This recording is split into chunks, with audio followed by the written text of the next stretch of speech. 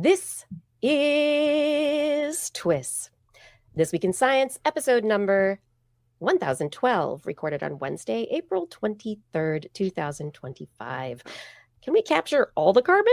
Hey everyone, I am Dr. Kiki, and tonight on This Week in Science, we will fill your head with fur babies, deathbots, and carbon creativity. But first, thanks to our amazing Patreon sponsors for their generous support of TWIS. You can become a part of the Patreon community at patreon.com/thisweekinscience. Disclaimer, disclaimer, disclaimer. The end of research funding in America will bring about a golden age, the likes of which the country has not seen since the post-industrial era began. No longer will we waste money on unlocking the secrets of the universe, the wanton fraud of innovation, the political bias of technology, the unholy hubris of the human genome, the pure grift of therapeutics based on science ends now for America. Science will, of course, continue elsewhere in the world as America returns to its golden age of not doing science. But fear not, America. We will continue to bring you the latest science news from whatever country happens to be doing it right here on This Week in Science.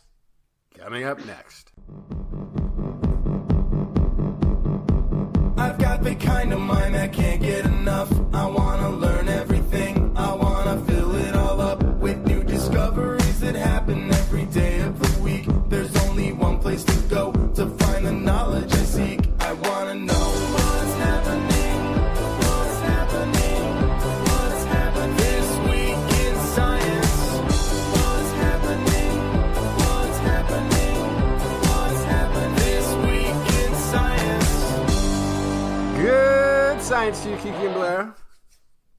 And a good science to you too, Justin, Blair, Natan, and everyone out there. Welcome to another episode of This Week in Science. We are so glad you are here joining us, spending time to learn more about the curiosity of people in the world and the things they're figuring out.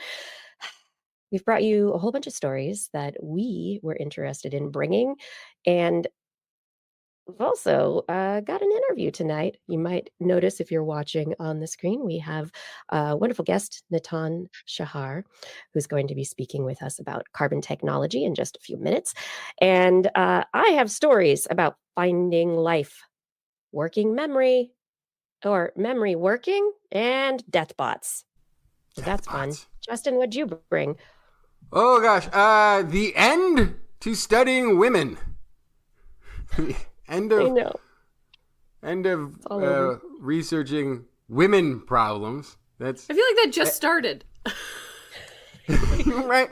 Well, this is actually a very long data collection, and now they're getting to the point where they're putting out results, and they're like, we're gonna stop. Never mind. We did it. And then, but unintentionally, the cost of fossil fuels. The high cost. Dartmouth University came up with a number for damages. And we will tell you tonight at 11. Yeah. I could just say the number, but then it would ruin the whole second half of the show. So we'll wait. Yeah. Nope. You're teasing it there a little bit. It's wonderful. All right. And what do you have in the animal corner, Blair? Oh, I brought some fur babies. Are they actually babies? Do they actually have fur? Tonight at 11. It depends on both. Alligator bites. And then if we have time, I brought the carbon impact of food. You know, I forgot. There was a story Which is an interesting coincidence. I didn't do that on purpose either. So there was one I almost brought about a lion bite. Has nothing to do with it. A lion bite found in a Roman gladiator fossil. First evidence of that. I saw that. Right? I didn't bring it, but I that you reminded me of it with the alligator. Here it comes. There it goes. It was brought. Look it up, everybody. There are stories about the lions in the Colosseum in Rome biting gladiators. We now have evidence. Yeah, it was the first time we've seen actually. Hey, you did the story. That was it. That was awesome. That was the story. Didn't even have to wait till 11. Look at that. Look how efficient. What if instead of teasers, we just came out and like talked for 5 minutes? I think we can get through the show. That's what the first part of this show is supposed to be, Justin. I don't know if you remember, but it was originally the plan. heading is like, Anyway, quick science stories, but yeah, that's the way we go. We roll with it. As we jump into the show here, I do want to remind everyone that subscribing to TWIS as a podcast is possible on your favorite podcast platform. Please look for This Week in Science and subscribe. And if you have your friend's phone or device where they have podcasty listening stuff, make sure you subscribe them as well. Just like get in there, say, boop, subscribed, and that's great. And then they'll be surprised with science every week. We're also on YouTube, Facebook, and Twitch, broadcasting Wednesdays, 8 p.m. Pacific time, and sometimes other times, but get in there, subscribe, hit the notifications, and you will be able to watch us live before all of the errors, mistakes, and others are hopefully taken out of the final podcast. For all this, we have show notes. You can look up other links for the stories and everything at our website, twis.org. Now it's time for the science, yeah? Y'all ready? All right. We are starting the show differently. We just did our quick stories. That was fantastic. We are starting the show tonight with an interview. Our guest is Natan Shahar, Chief Strategy Officer and founder of Standard Carbon's Carbon Bridge technology. The development has the potential to allow fossil fuel use to become carbon neutral through carbon dioxide emission capture and conversion back into fuel for storage and use. He has a Master of Science in Environmental Engineering and believes in human innovation to solve the climate challenges that are facing us. Thank you so much for joining us, Natan. Thank you so much for having me. It's really an honor to be on the show. Yeah, we've spoken, and I'm very interested in the technology that you've been developing and how it works, all this stuff. And I'm hoping that we can, bring some of these, the background and the basis of the science to the audience tonight to understand what's different about what you're doing. So, carbon capture, conversion, like really, what is the main problem that your technology is trying to solve? So we address two fundamental issues. The first issue, which you mentioned, is that since the beginning of the industrial era, which, as Justin suggested, with the end of science research, that era might be coming to a close anyway, in which case we don't even have to worry about it. But assuming that we continue this post-agricultural based society that we have been burning fuel and other substances everywhere to essentially move things and make things hot. And that's what gives us electricity and cars and trains and planes and everything, all the wonderful things that we enjoy, from our food to our clothes and everything else in between. It all starts for 300 years plus with burning fuel.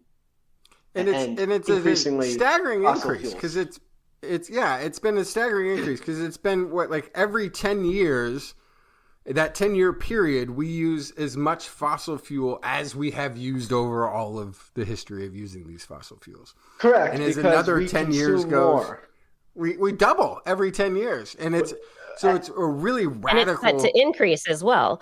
Yeah. We individually consume more, and with the artificial intelligence revolution, we're poised to consume even more energy. And you couple that with the rise of the rest, meaning that the other 7 billion people on this planet will join the current billion that have a sort of first world standard of living, and that's a exponential increase in our energy consumption, which, as things currently stand, means an exponential increase in burning coal, natural gas, oil, everything else that our dear dinosaur ancestors left for us to incinerate. So that is the first problem, which is that we can address what comes out of that process, which is carbon dioxide, and prevent it from changing our climate at a speed that is unmanageable. Or as Elon Musk, said years ago, pumping all the CO2 in the atmosphere is probably the dumbest experiment in history. I don't know if he'd agree with that now, but that's what he said at the time. The second question that we address, the second major issue that we address, which is less obvious, but I'm going to dig into it, is long duration energy storage. And that's actually what, in many ways, kind of drove me to start this, which is that we do have one of the biggest stories of the past 10 years is renewable electricity production.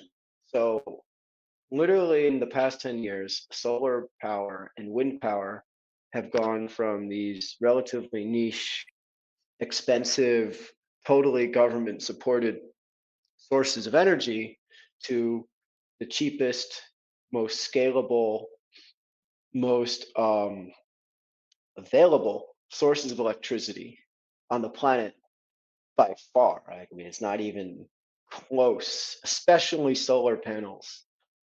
Unbelievably cheap and scalable and fast to deploy and finance. But the issue is that it gets dark at night and there are clouds, which is so annoying.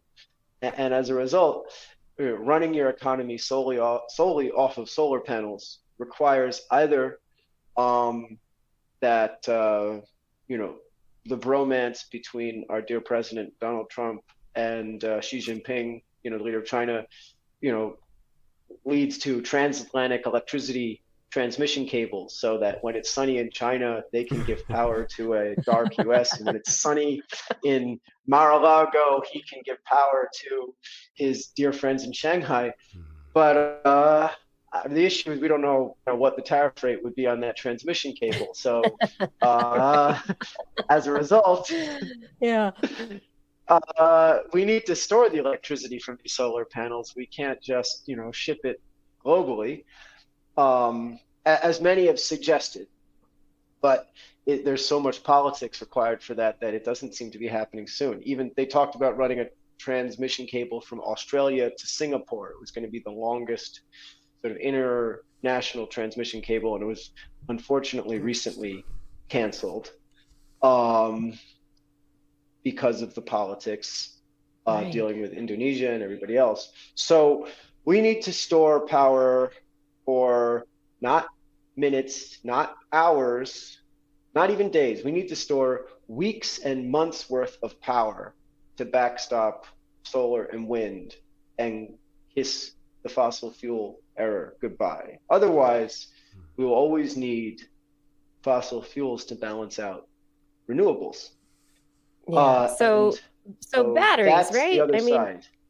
Can't batteries, right? Can't batteries hold energy? Like I put batteries in my flashlight, and my flashlight's there for months. So correct. So the issue is that if I take my phone here with the lithium-ion battery in it, or my father's Tesla, and I turn it off and put it in, off mode and go away, if I come back a month later, it will have less charge in it than when I started. In the case of my phone, the battery would probably be dead after a month, even though it's off. In the case of the Tesla, maybe 50% of what I had when I left it, because batteries naturally lose their charge. That's putting aside the fact that the energy density of batteries is about 100 times less, order of magnitude, relative to fuels, liquid fuels, or liquid fuels, liquefied natural gas and liquefied, or liquid fuels, or even on a mass basis, natural gas. But on a volumetric basis, you would have to liquefy the gas. So on a mass basis, the energy density is about 100 times less. And that means that you need an exorbitant amount of material for lithium-ion batteries to provide the scale of storage.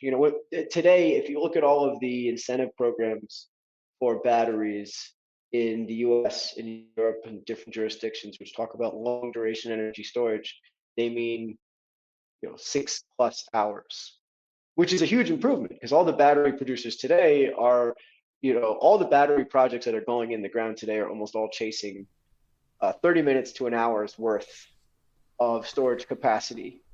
So 6+ hours is amazing, but 6+ hours will do nothing for you in the winter in a sunny climate where you typically can have a week or two at a time of all cloudy days. I live in Israel, and while we do have a dry season where we have sun 6+ months of the year, in the winter it does happen that we'll have a week or two with clouds every single day. So I live in Portland, Oregon. There were clouds for like 6 months. Yeah, I don't know how you do that. I can't handle that. It was a lot.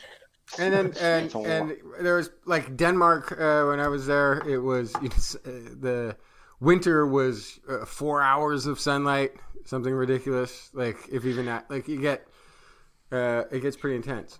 Now there's one thing that batteries can do that somewhere in between, which is that you can use them to charge up overnight when there's a lot of cheap electricity from the grid. It'll still be coming from fossil fuels and what have you, and then store it up overnight at a cheaper rate because that electricity is always being fed to the grid. So there's still ways that you can use batteries to at least improve your personal economy. But batteries are tremendous. I'm not arguing You're not knocking against batteries. them at all. Not at all. No, it's just the opposite. What we're doing benefits tremendously from the battery deployment. We're just driving in a different lane. Yeah. So let's talk about like batteries. So let's talk about the lane that you're driving in. You're doing this carbon dioxide capture conversion. People have been working on this for a very long time, and we've got scrubbers and other technologies that have been implemented in various manufacturing and industrial applications. But the dear leader of the United States has in fact commanded that we all call it clean coal for some reason. Yeah, clean coal, right? Let's clean it up and. Well, if he says you're supposed to call it that. I don't know if we actually do anything, but that's what we're supposed to call it. That was last time, right? No, that was recent. That was recent. Okay. No, because that was the first administration. All the old hits. Got it. They've been doing it for 20 years. Come on, everyone. Just published a scientific paper. He said it's clean coal. What you want to peer review that statement? That's it. There we go. So what? Can you walk us through your technology and like what you've put together and like how you're solving this problem, like what you're doing? Yeah. So we transform carbon dioxide into natural gas. So CO2 into methane. That's fundamentally what we do. We take raw combustion exhaust emissions from any source. So we go to the chimney of a power plant, a coal plant, a steel mill, could be an automobile exhaust, anything that's burning fuel. And we separate the constituents of that fuel from each other, the carbon dioxide, the nitrogen, and the water. Yeah, amazing. Okay, here's our process flow diagram. That's what happens in our carbon capture module, the processing of the raw exhaust. Then that carbon dioxide we store as a liquid. We compress, chill, and store as a liquid. And we store it as a liquid at room temperature, keep it in a tank, and we save it there for the next step. This part of the process is driven by heat, which we generate internally from the downstream processes that we have here. Then when we have renewable electricity available, or waste electricity available, or affordable electricity available, it could be any of them. But the point is, when we want to use electricity, it doesn't have to happen constantly. When we want to use electricity, we then run an electrolyzer.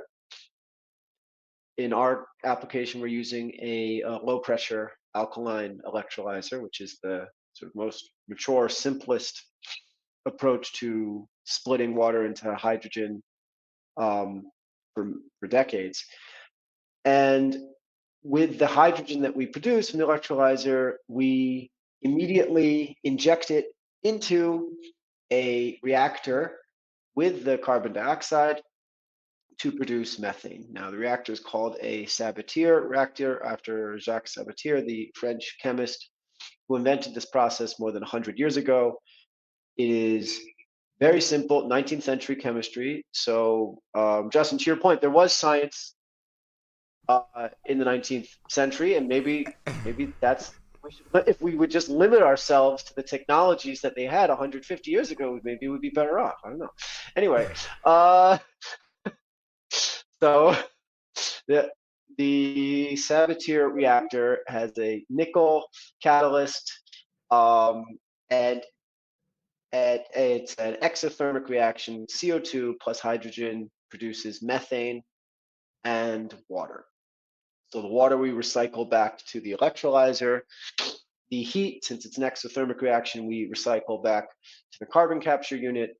And now the methane we've produced, we feed into the original process that was burning fuel to begin with. So instead of that power plant or whatever is burning fuel needing another molecule of fossil fuels, they have just received fuel from their own CO2 exhaust. So we can create a closed loop on the carbon atom within any combustion process.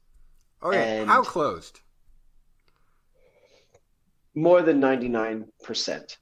Really? That's impressive. I mean, if this was, Right. if you were talking about 20, 30%, I'd say that was still a huge deal. No, and but if it's so let me answer the original question Kiki mentioned.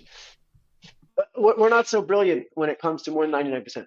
We are using an amine solvent-based carbon capture system that has been around in industry for decades. The reason why you don't see it everywhere is because of the business case, not because of a technological limitation. So using an amine solvent to scrub CO2 from a combustion exhaust is very easy. I mean, this is the technology that Carbon Engineering, that Bill Gates backed company up in British Columbia, is using to take carbon out of the air, which is much harder because carbon in the air is 0.3%. Carbon in combustion exhaust is 1% to 20%, depending on the process. So it's much more concentrated, and capturing it with an amine solvent is easy. The issue has always been essentially two. If you're going to purify that carbon dioxide to food grade so that Coca-Cola will buy it at a good price, well, now it becomes very expensive, all of that post-capture processing and purification, because the FDA doesn't want you to put, arsenic-laden CO2 in drinks. But that might be going away soon, Yeah. so could make it easier. The New secret ingredient. Well, in the good old days. So, and all kinds of extra ingredients. Okay. Right. So that's what prevented them selling the CO2 really profitably, because of the post-treatment processes, not the CO2 capture itself. And then, what they're left with is, okay, we've captured the CO2. What do we do with it? We'll just put it in the ground. Well, it turns out nobody wanted it in the ground, because when they started injecting CO2 in the ground, they had these annoying little, mini earthquake things and sort of, explosions of liquid CO2 coming out of these wells that weren't really easy to seal. And it cost money and didn't generate any return. So the whole thing was driven by regulations. And Exxon said, well, I could put $1 billion into a carbon capture system to satisfy the current administration, or I could put $100 million into political advertising and just change the regulations in the next cycle. And frankly, the next election comes up faster than I can deploy capital to do a carbon capture project anyway. So I might as well just invest the money in lobbyists. It's a better return. And so that's why for decades, carbon capture has not advanced as much as it could have from a technological basis. So which was great because we had an off-the-shelf technology there to put into this sort of package to go from A to Z, from CO2 to natural gas. Now, the other big piece of this story, as you see here, is the long duration energy storage, because we're taking intermittent electricity and we're turning that intermittent electricity into methane, natural gas. And once you have natural gas, you can store it forever and dispatch it whenever you need it. So, the extreme example you mentioned, Denmark, I'll one up you. If you go to McMurdo base in Antarctica, they have 6 months of sunshine and 6 months of complete darkness.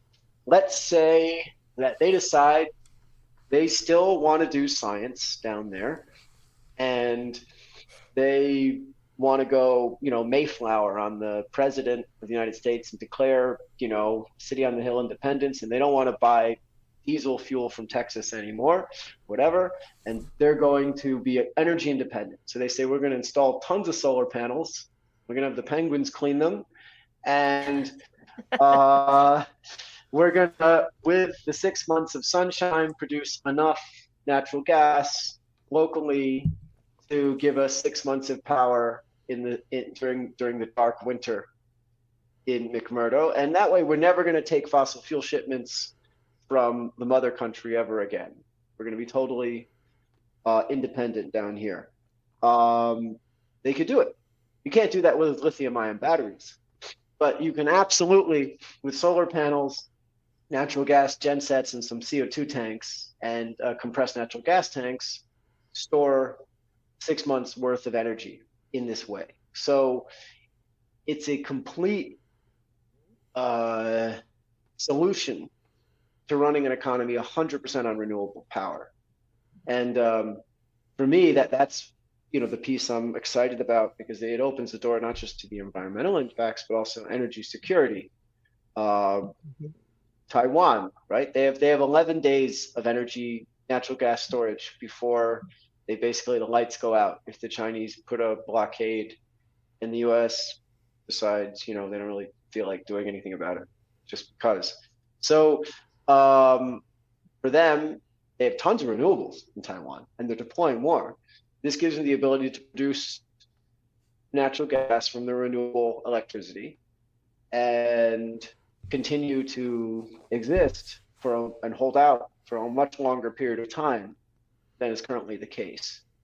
And the list of applications in that category go on and on and on. So yes, we have a carbon capture and utilization solution for existing fossil fuel infrastructure, which is everywhere.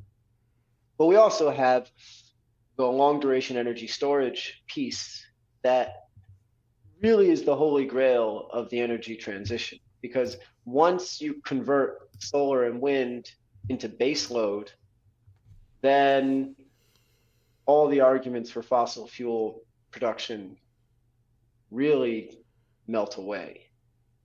Because that's the point that the lobby has been hammering on. If you go to the folks in the fossil fuel industry and their advocates, they'll say, well, solar and wind is really just a nice to have toy, but fundamentally needs to be backstopped by us. We're the mature adults in the room that keep the lights on.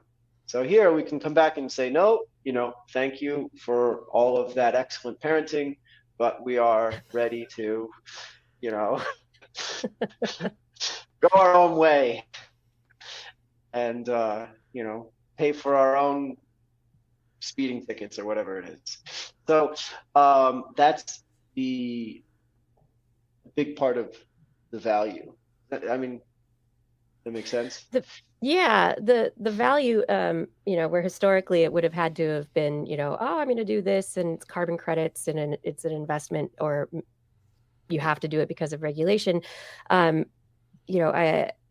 I'm wondering though, like this particular method, like it is circular, but you still do have energy input. Like how does the energy density of the methane out like correspond to like the energy use that goes into it, like as you're, capturing it in these various places?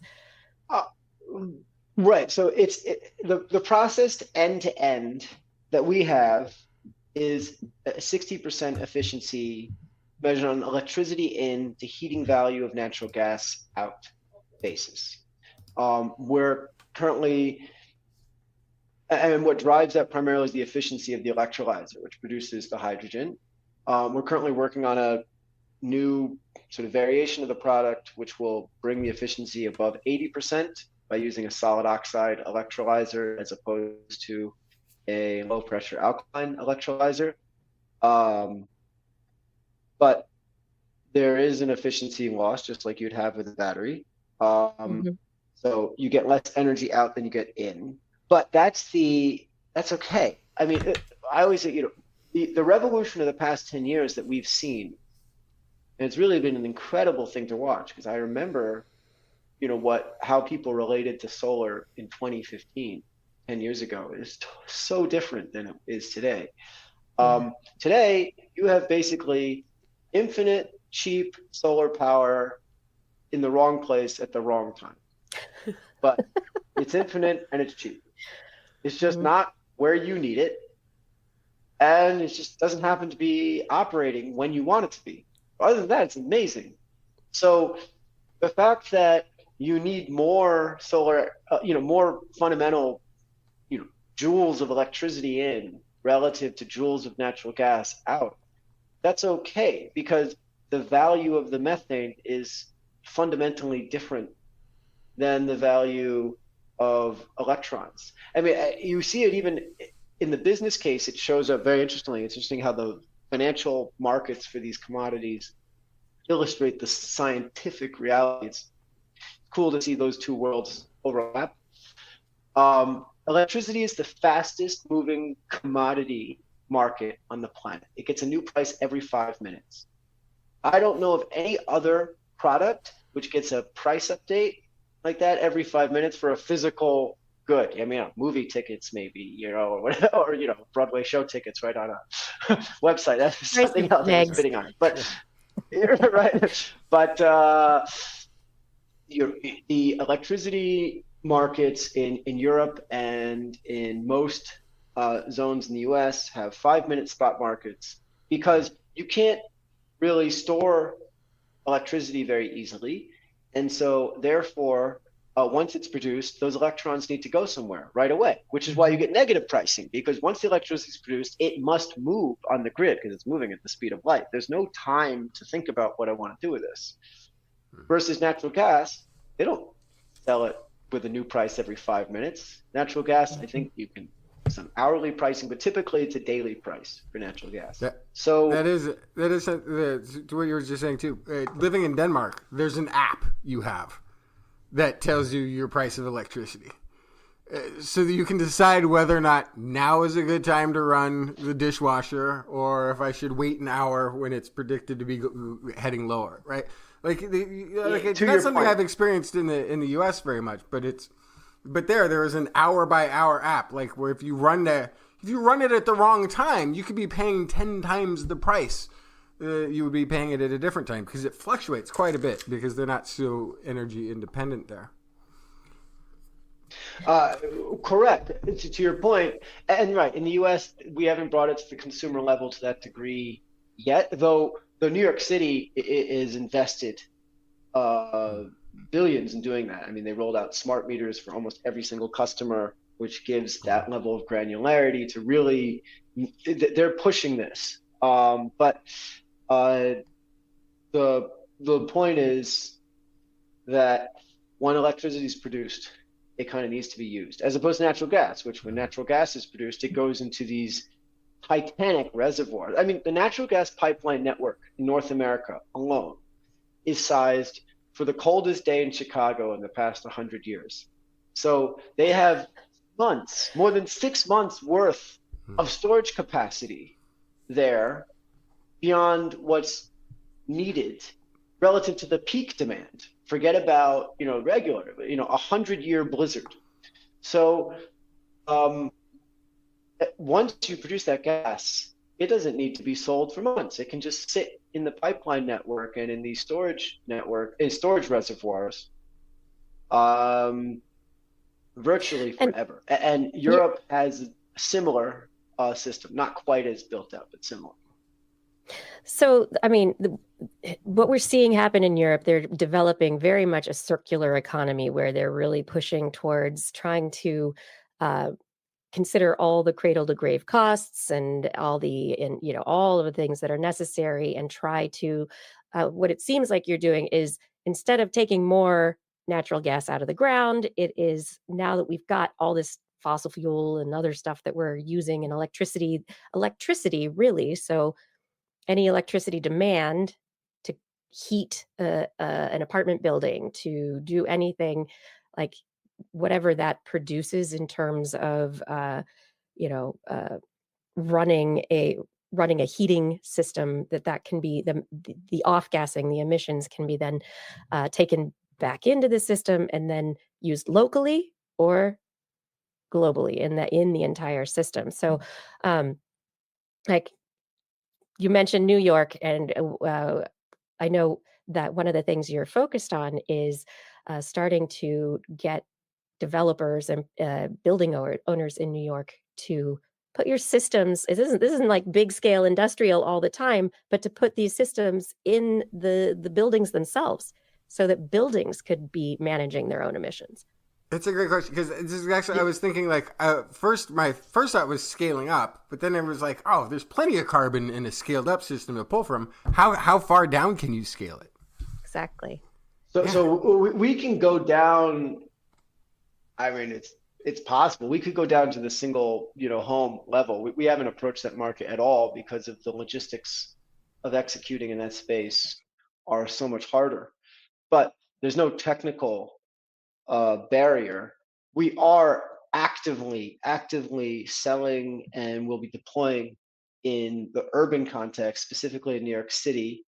That's really part of the genesis of this whole business and idea for me, because I'm originally from New York City, licensed engineer in New York State, and I was working in energy efficiency consulting for the real estate industry in New York City when I started this company about 6 years ago. Basically, there's a law in New York City called Local Law 97, which puts one of the highest prices on carbon globally on buildings. So it was passed in 2019. The first year of implementation of this law is now in 2025. Literally, the first sort of penalties for compliance will go out in the next few months. $268 a ton. So any CO2 emissions above the threshold that each building has will be charged by the city at $268 a ton. To put that in context, that's more than 2.5 times the European Union cap and trade carbon price. That's more than 2.5 times the typical Paris Climate Agreement carbon price. So I'm told there are higher carbon prices out there. I'm not aware of any market. Oh no. Oh, it's too bad. We have too some bad that he's internet frozen, issues. Because here's the thing that puzzled me about this, though. Like, we're talking about the carbon from the end user. It's like sort of like being charged for the plastic when you've bought a plastic bottle of water. Hey, are you coming back? Your internet cut out for a second. You've been kind of paused in your. So we may have missed. We may have missed some of what you're saying. Our internet overlords are not happy. Apparently, the AI decided to disconnect. Yeah. So a moment ago, we were in New York, and we were discussing that the charge for going over their carbon cap was high, and so they may be motivated to do something about that. Absolutely. They have a major issue. I mean, on top of it, New York City is difficult because they have very intense weather there. So they use a ton of energy because they have brutally hot, humid summers and lethally cold winters where if you don't have heat, you freeze to death, you die. So heat and cooling is not optional. And the buildings are very more than 100 years old. The infrastructure is more than 100 years old. New York City is unique in the world in the sense that most of the world was built post World War II because Europe was bombed to smithereens, and so they rebuilt. And then the rest of the world was not, industrialized to the same degree at all. So everything in Asia and everywhere else was built post-war. The Northeast Corridor of the United States, I mean, even California wasn't developed to the same degree pre-war. The Northeast Corridor of the United States has unique luxury, cities like New York, Philadelphia, Boston, also Midwest, Chicago, of being fully built out pre-war. And so they have all of this legacy infrastructure that you can't just retrofit. Now, maybe we should invite the U.S. Air Force to just clear it out the way they did Berlin, and then we can start afresh. But We're talking about environmentally and I would put don't Denmark on that list. Not for the bombing part, but for they don't have earthquakes and they've never been bombed. And they've got like it's crazy. Like some of the downtown architecture is from the 1600s in these tall buildings, and it's incredibly. They've done a you go rent a place in an old building in Denmark, and there have been upgrades. There's usually like dual pane windows and all that sort of stuff, but it's also insulated by stone. It's like living in an old castle. It's like it gets cold. Like there's all concrete buildings. But in terms of energy use, so some of these like how do these retrofits that you saw over the years working in the energy efficiency realm there, like how do those compare to the ability to actually just But are the buildings producing the carbons? Wait, aren't the carbons still at the power plant? Okay, yeah. No. So these buildings are heated by what's called a Scotch Marine boiler. Okay, it is. This is some East Coast stuff. Yeah, this is some East Coast stuff. Yeah, we don't have. What I was referring to. On the West Coast, you don't have weather, so this doesn't come up. Okay, I mean, from the perspective of us on the East Coast, Californians, or West Coast, there is no weather. When people talk about the boiler in the building, nobody in California knows what the heck that nobody is. knows. Never heard of it. Never seen it. So once upon a time, in New York City, where your ancestors came from before they made their way west to the golden land of opportunity, they lived in some form of building in New York City. Doesn't matter what the building was. They lived in some form of building in New York City, and in the basement of that building, there was something called a boiler, which happens to still be there. Now, 100 years ago, that boiler had a coal pit. And there was a gentleman standing there in the coal pit. Young child. But don't worry, it was clean coal. An 8-year-old boy clean coal. with a shovel. An 8-year-old boy, with a shovel. He was breathing deep, but that was okay because it was clean coal. The president told us so. And so let's say this young 8-year-old boy was shoveling coal into a enormous furnace. And that coal was then burned and heating up water inside this boiler. The water turns to steam. It would go up into state-of-the-art 1920s one-pipe steam system radiators. The steam flows up beautifully through the building, through the pipework, through these radiators. It pushes all the air out. You hear this beautiful hissing from these gorgeous cast iron radiators. As the air comes out, they fill with steam. These radiators are very fortunately, from an energy perspective, sized to enable you to keep your windows fully open on the coldest day of the year, because God forbid you die of the Spanish flu epidemic of 1919, 1920. So building code and practice at the time is to size your heating system so that you can be totally warm even when it is a freezing blizzard outside with your windows completely open. So efficient. So you don't need insulation for really. the building because the windows are open anyway. You're essentially in a tent. And so there's no room by room control. You're explaining there's no dial you can turn it down. If you start to sweat in your apartment in the winter, you need to open the window is all, obviously. Right? If you want fresh air in your apartment in the winter, you need to open the window. There's no mechanical. But you don't have control over, like, is it just piping through the building? Can you have it divert around your room? No, because the way the system is installed is that the risers feed the radiators people have retrofitted individual radiators to throttle the flow of steam in and out. And that can help and is very helpful. You can tighten up the system to make it more efficient. But fundamentally, it's designed to be a simple gravity-fed system. The steam goes up, it condenses in the radiator and flows down via gravity back to the boiler and then rises up again. And meanwhile, our young gentleman who's breathing in the clean coal just keeps shoveling away to keep the process going. So over the years, we replaced the coal shoveler.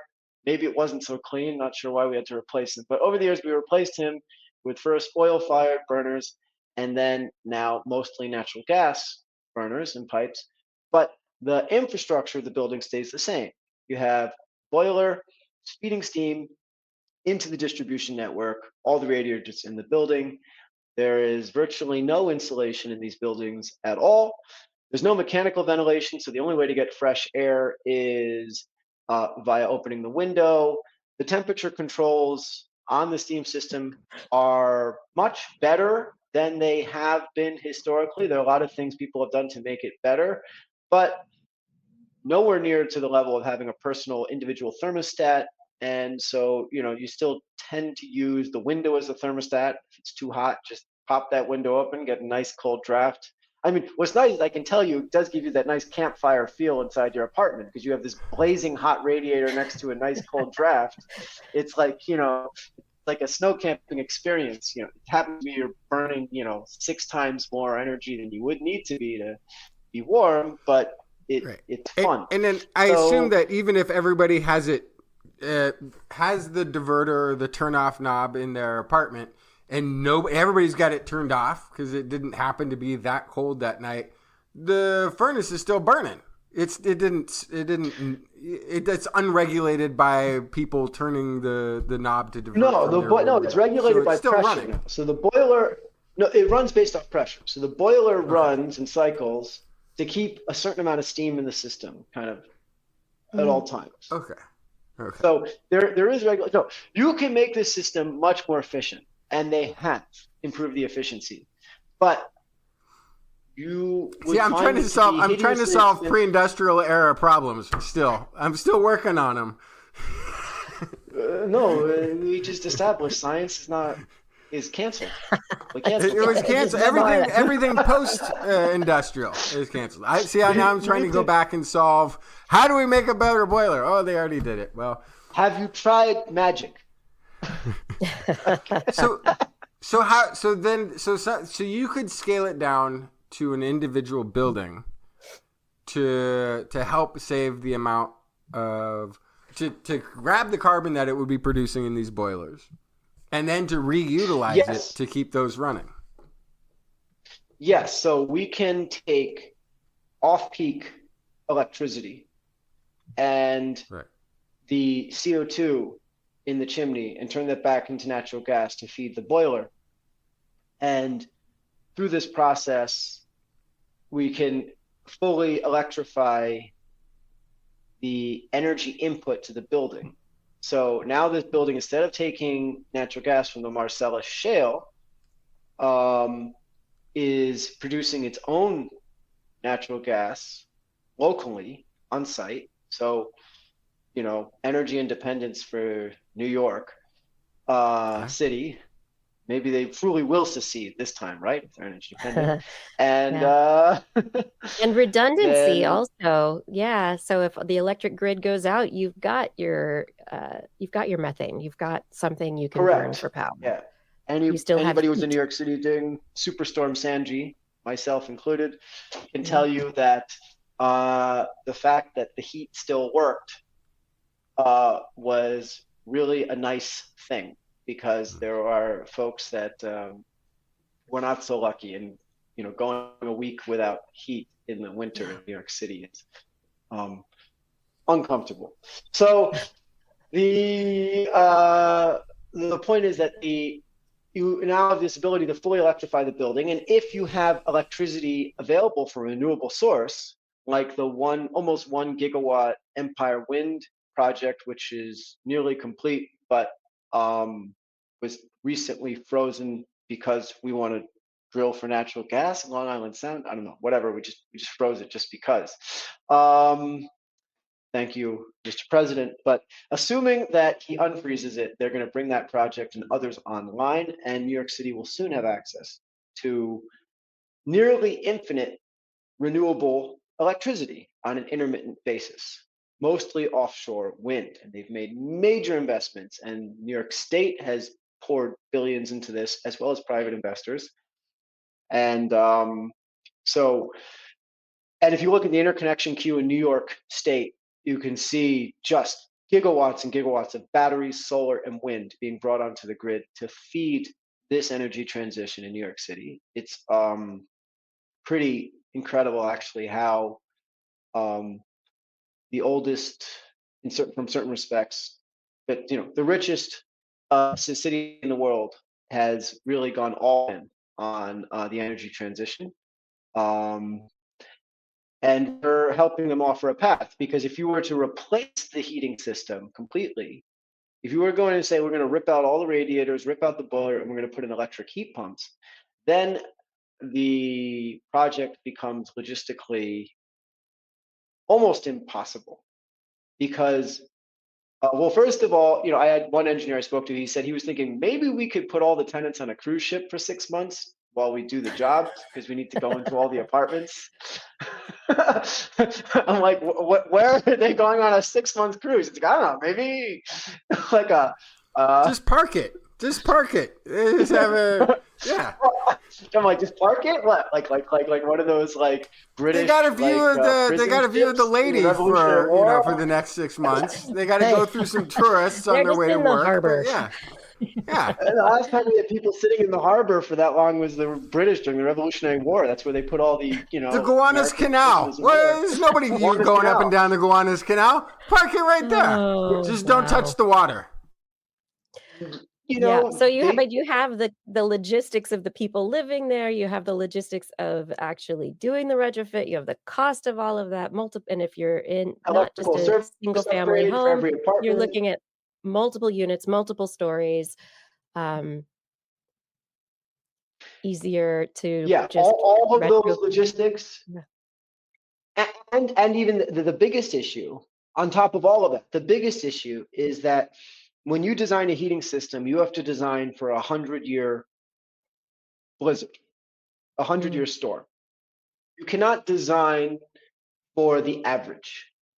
So what that means is, let's say we're going to put in electric heat pumps, and on average, because they have a COP of 2 or 3, and there aren't that many super cold days. Most of the time, it's 50 degrees Fahrenheit outside in the winter in New York City, so you're going to get really fantastic efficiency. You're practically heating your apartment for free. Yeah. So they say, on average, we don't even need an electrical service upgrade to each apartment, or maybe very, very small. We have enough electrical capacity almost there, and replace the panels, add a few more switches, but the wiring can handle it. We're ready to rock. That works on the average. But if you say, well, what a second, what if we have a 100-year blizzard? Let's look at the data. Well, under that circumstances, the COP drops to basically 1, because it's 0 degrees Fahrenheit outside, and so you're just not getting the efficiency off these things that you get otherwise. And the 100-year blizzard is 2 weeks of weather like this. So 3 weeks of weather like this. Now, to keep people alive, that means we need to upgrade the electrical service now by, I don't know, 10x. And those are the numbers. So a building that currently has a 1 megawatt connection to the electric utility now needs a 10 megawatt connection. Now multiply that by 50,000 buildings in New York City, and you start to think, wow, it is a shame we shut down that nuclear power plant upriver, Indian Point. That was maybe we shouldn't have done that. Why did we do that? But that's done. And there's then another element of that I want to jump on real quick, which is that all of the electricity transmission has tremendous amounts of loss moving it from one place to the other. Like our grid is completely leaky, so you're getting half the bang for your dollar by the time it goes from the power plant to your transmission line. Anyway, your massive loss of energy is taking place. Correct. So the logistical, it becomes impossible. If you want to upgrade the electrical service at the point of use to those capacity, the cost, the staging, the work, the labor, the materials. I mean, fortunately, all the material prices have jumped, 2 to 3 times because we don't need to buy them from China anymore. That's helpful. But it becomes just almost impossible, and that's why we are focused on the urban division, is because we feel we've offered a path. I mean, if we zoom out the history of Standard Carbon, so I started this company because when I was working with buildings, my clients came to me and they said, okay, Local Law 97 is passed, it's 2019, first year of implementation is 2025, what do we do? And I said to them, well, I read the law. Now, if they do what's written in the law, you should sell all of your buildings, every single one of them, as fast as you possibly can, because it's going to be really difficult to do what's in this law. Electrification and everything is very ambitious. They said, try to just exit. And they said, well, I live in a co-op. This is my home. The co-op is not selling. We live here. Okay, everybody owns, or it's a condo. Everybody owns their home in this building. We're not going anywhere. What do we do? And so that's when I started thinking. It happened to be at the time I was reading Dr. Robert Zubrin's Mars Direct about Mars missions, which he published in the 1990s.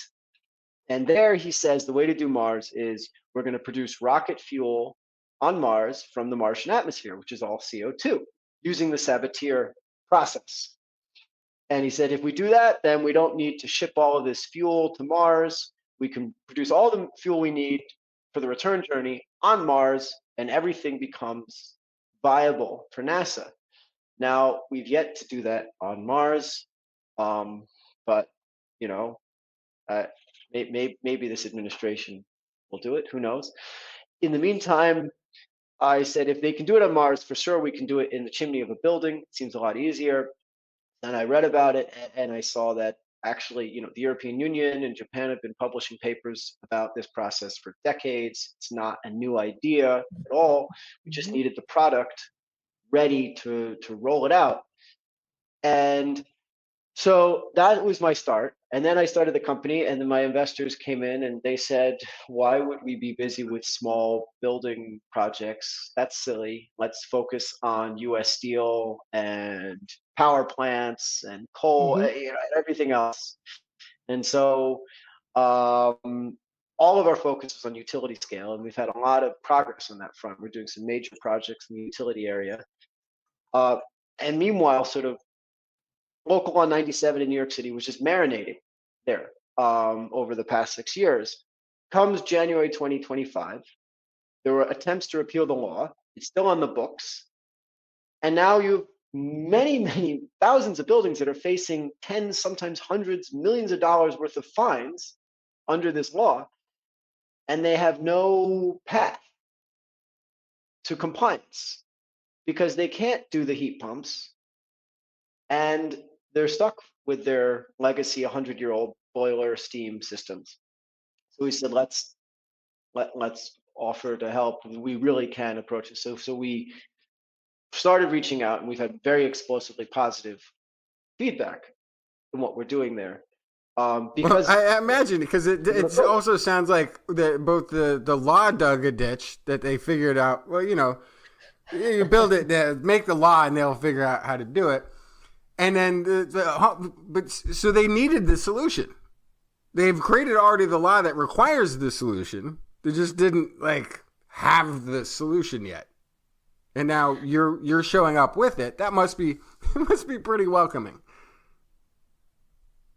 It's I can tell you the past 6 months has been an incredible journey in this respect.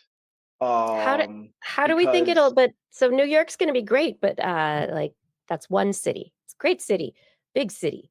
That's a very big city. But our other cities don't have the same regulations. Is it how do we? Well, so here's the good news. How do we influence the transition? Regulatory driven. Yeah. So to your point, the location with the largest, fastest, most impressive build out on a per capita basis of renewable energy on the planet, I believe, is Texas. Okay, which is a completely islanded section of the United States with respect to energy. Unlike New York and Pennsylvania and New Jersey, which all trade energy with each other, electricity, I mean, ERCOT in Texas zone is an island. They're the Lone Star state in many ways. And they do not have incentives there supporting renewable energy, but they have explosive investment in renewable energy that is the envy of Europe and elsewhere for a lot of reasons. But what drives it is that it makes good business sense.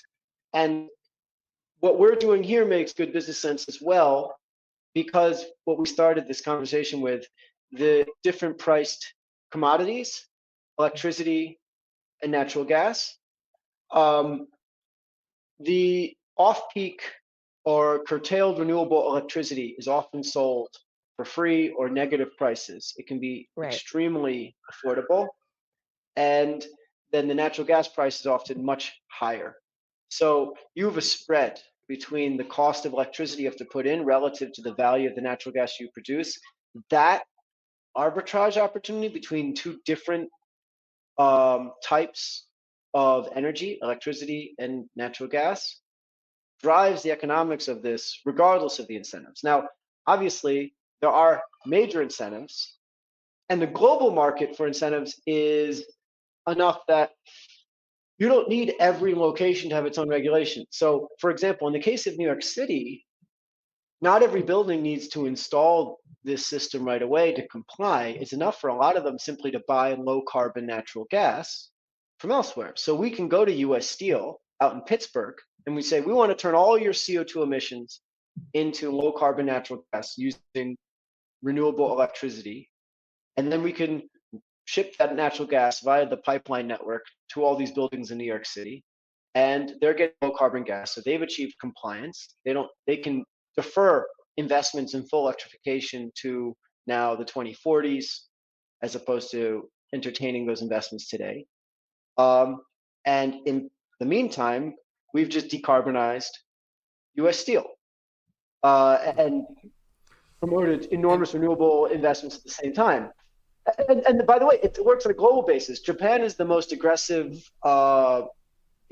synthetic natural gas blending regulations on the planet. They'll take it from anywhere. So if we didn't need it for New York City, you could produce all that low carbon natural gas at US Steel, ship it to an LNG terminal, and ship it off to Japan, and they're happy to buy it.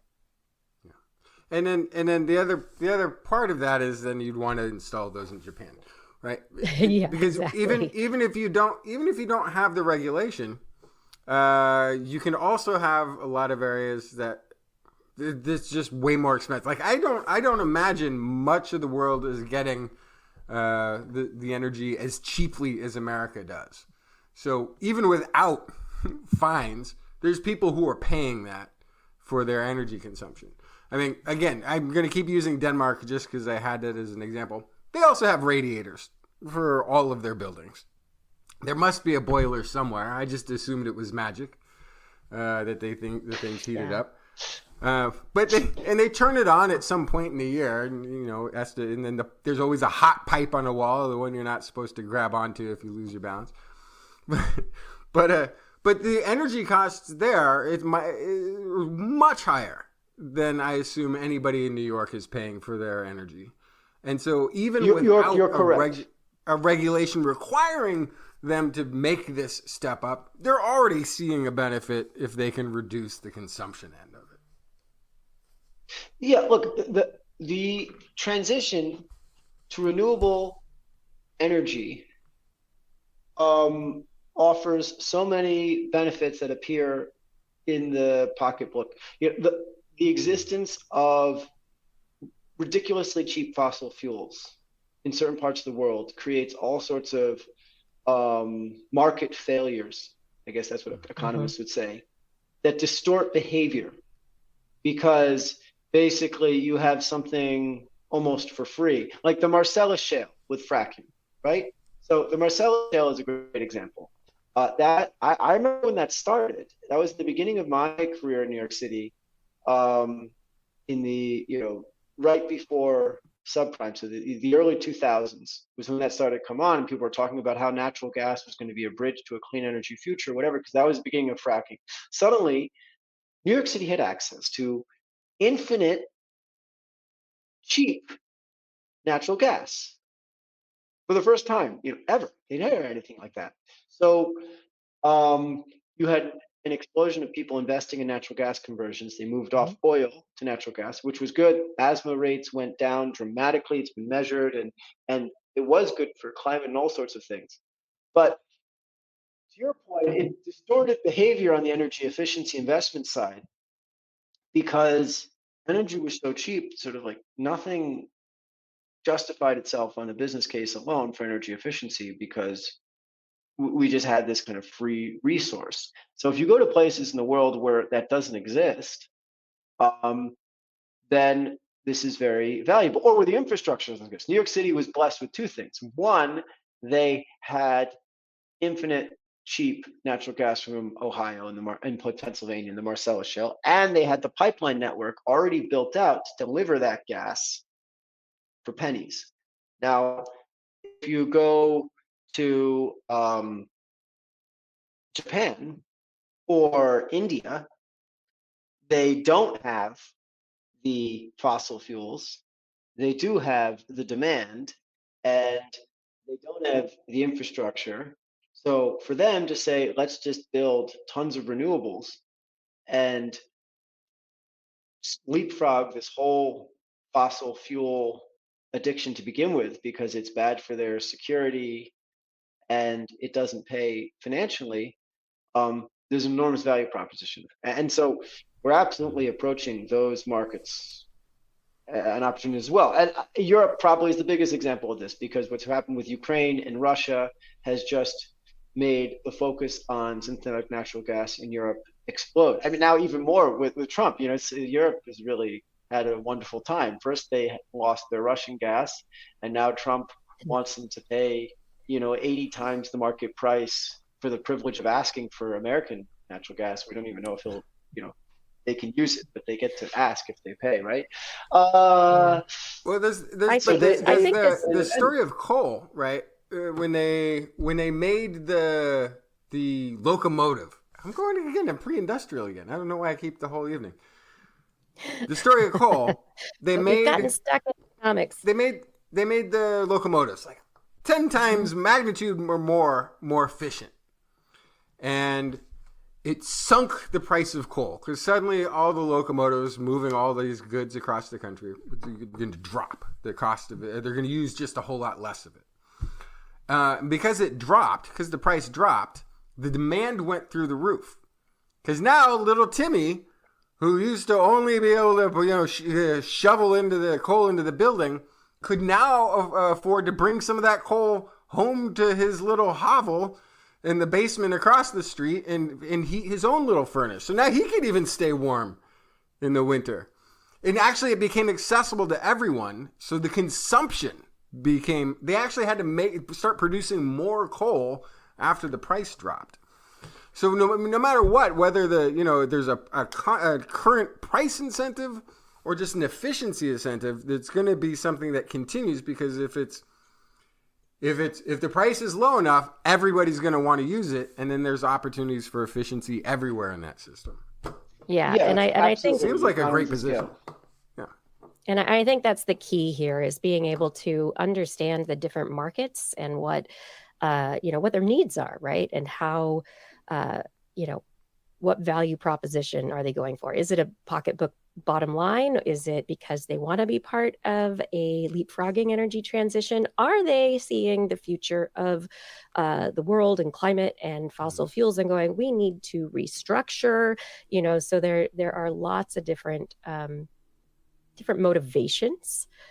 But in the end, how much money do they want to spend on it? But if we can prevent more of those carbons from going just directly back into the atmosphere. Yes. Because again, cheap fuel just gets used more. I mean, that's just how that works. It doesn't, more countries are going to be using it. More important now than ever for it to be efficient and not be sending all those carbons back into the global warming.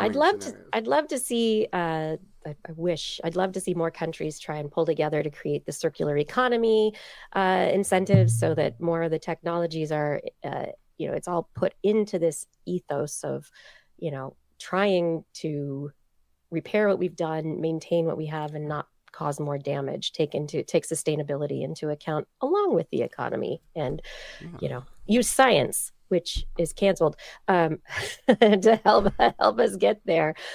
We do have more science stories, and we've been talking about this for a while now. Natan, is there anything you'd like to wrap up to tell people about your company and your technology that we haven't really hit on? Well, thank you. I really appreciated the opportunity. It's really what we're excited about, making the energy transition a reality, accelerating that, making it as fast as possible, and that's really the underpinning mission of what we're doing. Turning renewable power into baseload power. So yeah, I mean, it's been a real privilege to discuss it on the show. Thanks. Thanks for joining us today. Thanks for joining us. Everybody, if you're interested, we'll have a link to Standard Carbon's website, standardcarbon.com. If you are interested in learning more, they have a white paper on the technology, so you can dig in deep on kilowatt hours and conversion frequency and efficiency and things like that in there. And there's more there at the website if you are interested in learning more. And everyone, this is This Week in Science. Thank you so much for joining us for this conversation and for this episode. If you're enjoying the show, please tell your friends. Sharing is caring, right? And if you also enjoy the show, head over to TWIS.org. We are listener supported, so your support is what allows us to keep going. If you're interested in doing that, you can click on the Zazzle link and go search through our store of merchandise. A portion of all those proceeds goes to support us. Lots of Blair's art is all over cool products and things that you're going to love. So go check that out. TWIS.org, click on the Zazzle. Also, there's a Patreon link, which is our crowdfunding community platform. So if you click on the Patreon link, you can find out how to become one of our supporters, active in helping us produce this show week after week. We really can't do this without you. We appreciate your support. All right, we're going to come on back now. It is time for that wonderful part of the show that we love to call Blair's Animal Corner. She loves our creatures, great and small. Biped, millipede, no pet at all. If you want to hear about animals, she's your girl. Except for giant pandas and squirrels.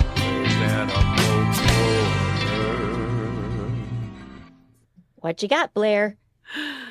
Alligators. Go Gators! Yes, watch out. alligators, they bite. Really?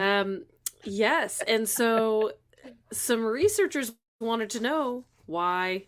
This is scientists at University of Florida and Center College in Kentucky. They wanted to know, do alligators bite people, or do people ask to be bitten?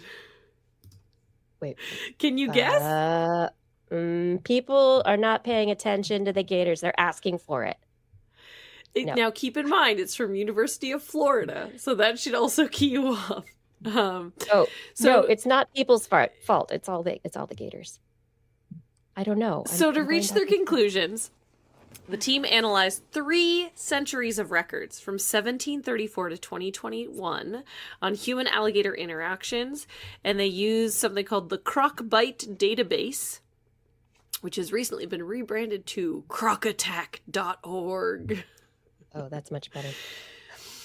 They augmented that information with internet searches, literature review, and communications with wildlife agencies. Then they classified each case by the level of human behavior risk, no risk, low, moderate, or high. So was the human behavior no risk, low, moderate, or high in terms of provoking the alligator, or essentially what I was saying, like asking to be bitten, right? Most bites occurred following moderate risk behaviors, such as swimming or wading in areas known to be inhabited by alligators. The highest proportion of fatal bites occurred after high-risk behaviors, like deliberately entering alligator areas. And in contrast, low and no-risk behaviors, like walking near water or being present on land, pretty much never resulted in attacks. So, shocker, alligator bites could be prevented if humans were just aware of their surroundings and minimized risky behaviors like walking small pets near bodies of water, swimming where alligators are known, stuff like that. So the result of the study, this is my interpretation. Why do Floridians get bitten by crocodiles? Alligators. Alligators, sorry. Why do, let me correct. We can edit out when I said the wrong thing. Why do Floridians specifically get bitten by alligators? It's because they deserve it. I mean, because they went where there were alligators. Either they deserve it, or if you want to be more charitable, you could say they could use more education. Well, don't poke the alligator. Where to start with that comment? Right. So the researchers say the most surprising finding was how high the percentage was for humans engaging in risky behavior. So this is what was really shocking, is not that risky behavior resulted in alligator bites, but how much risky behavior was happening. Humans, rather than alligators, are at fault in the vast majority of cases where bites occur. Yes, and this was a Florida-based study, but alligators are found in places besides Florida, so this database is much more than just Florida. But you can ask yourself, Canada? How often is this happening in Canada? Not Canada. Okay. Well, I'm just saying. We're talking Florida, we're talking Georgia, we're talking Mississippi, we're talking Louisiana, stuff like that. So, but I mean, haven't we talked about this with like dogs, and how when people don't understand the signs that dogs are under stress or feeling aggressive, that they get bitten more often, right? It's people not picking up on behavioral signs that. But there's not irresponsible alligator owners who and left so their alligator off the leash. The dog bites, I'm blaming the humans. I don't blame the dogs. I blame the humans who are having Justin, the dogs. You're getting at something here. So when an alligator is found to be responsible for a bite, they remove that alligator, and most of the time, that alligator is euthanized. And this is a problem for a couple reasons. Now remember, alligators were endangered. They were only recently removed from the endangered species list. There was a crisis in the bayou as a result of the disappearance of the American alligator. So taking away these megafauna that are ecosystem architects. Like, they build swamp the existence of alligators. So if you are taking them out and euthanizing them because they bit somebody, and it was the person's fault, that's a problem, right? And so ultimately this identified a need for a better educated public, more creative messaging, better signage, fencing, I don't know. But this is basically, researchers say this identified a gap that needs to be filled to be able to reduce risky behavior from humans. But also, you could see if, I don't know. It's tough because this happens in California with mountain lions also. When a mountain lion attacks a human, they are found and euthanized. That is the process. How many of those mountain lion attacks are because that mountain lion is sick or too used to humans or whatever reason that they should be removed? And in what cases are people going, oh, kitty? And so I think this is a larger question of when we remove and euthanize wild animals from spaces that humans go into that are wild spaces. That's the other crazy thing about the mountain lion thing, is these are hikers, usually in back country. You're entering into a wild space. That is not the mountain lion's fault that you are in the middle of nowhere on a trail. A lot of it is our running trails and our housing is ending up where mountain lions are now. So we are that living also there now. Yep. And so communication strategies are the goal now of this research group, to try to figure out, is better signage the thing? Is a public awareness campaign the thing? A new TikTok dance? Like, what is it gonna be? Do I sound 1,000,000 years old when I say that?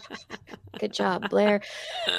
Welcome. What are those whippersnappers like? But I'm wondering, you mentioned how there's lots of videos of, like, the gator wranglers and people who are like, this is how you catch a gator, this is what you do. And I'm wondering how much the prevalence of these videos is influencing behavior. I saw a video. That's really interesting. So there was, a few years ago, pretty recently, there was a rash of people approaching seals and sea lions on beaches because of some viral videos. And so that was a huge issue. There had to be this huge public awareness campaign. Hey, messing with marine mammals is a felony. Like, stop. Also, you could die. Like, don't do that. And there so was a very recent time. news story that was I saw that was titled, "Why Are Sea Lions Attacking People on Beaches?"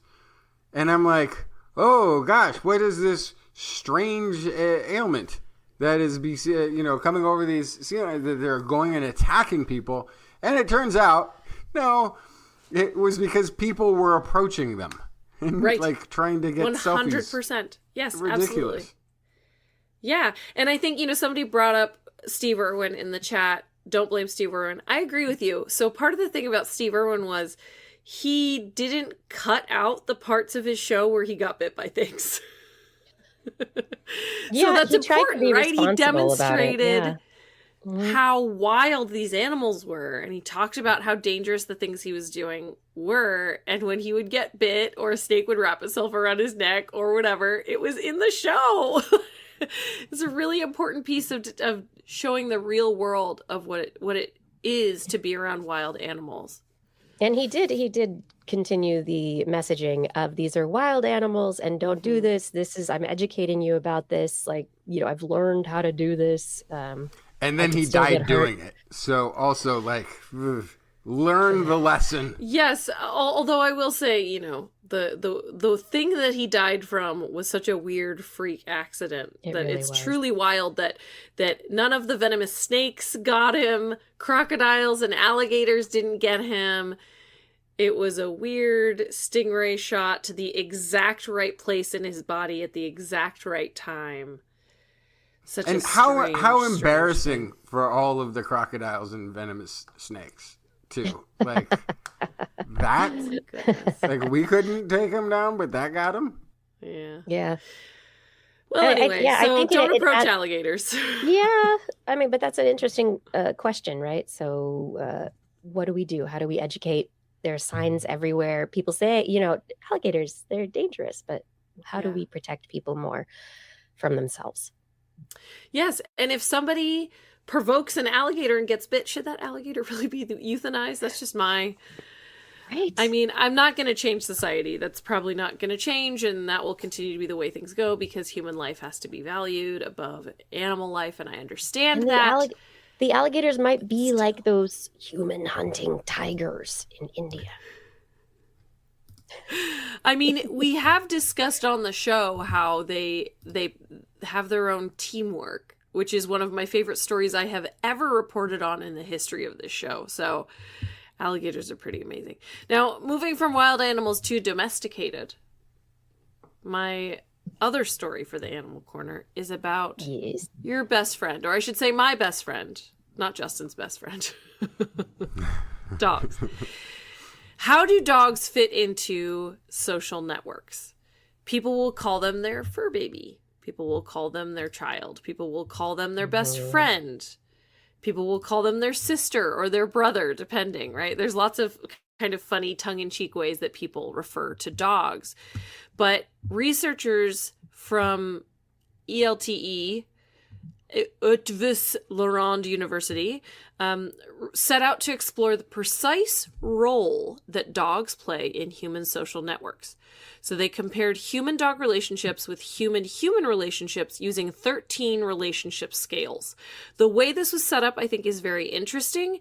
The data set we'll talk about. But their study overall, what they revealed from the data they collected, big fat asterisk to be returned to in a moment, is that the owner-dog relationship can be interpreted as a mix of child and best friend relationships, combining positive aspects of the child relationship with, this is interesting, the lack of negative aspects of friendship, blended with a high level of control over the dog.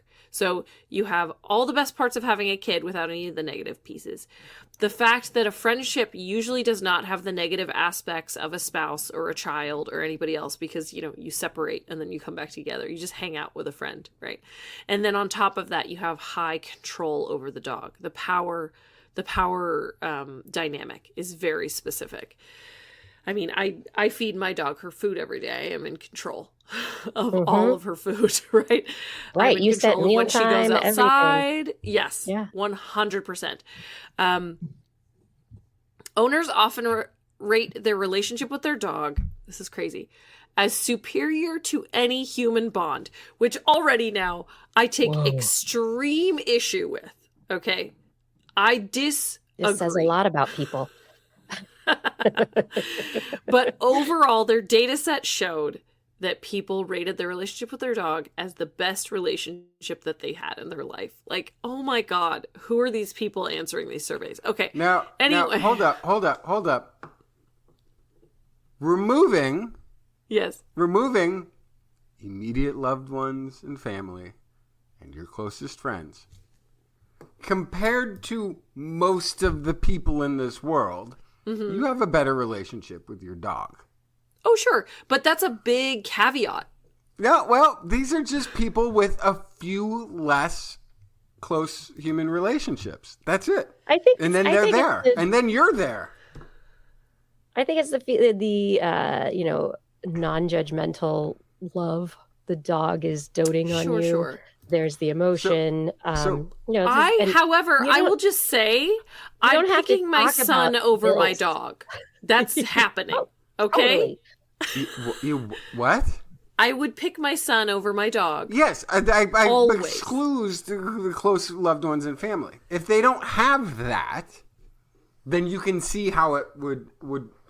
Yes, but look at the perspective. graph. Look at the graph. Okay. Look, here's an important thing then, because we've talked about this in the past. What if there was a way to genetically modify an animal become more intelligent Stop. and sentient. Because these people will go for it. And here's why. They have the child that can't grow up. And now, as a parent, all you want to do is provide your child with the things they need to mature and progress and learn and become self-sufficient. Why isn't that same instinct there for a dog owner to teach their dog to be self-sufficient, to grow and to learn and to, run with the pack. Yeah, we will because free you one day. there isn't a part of that seems to be like, I just wish,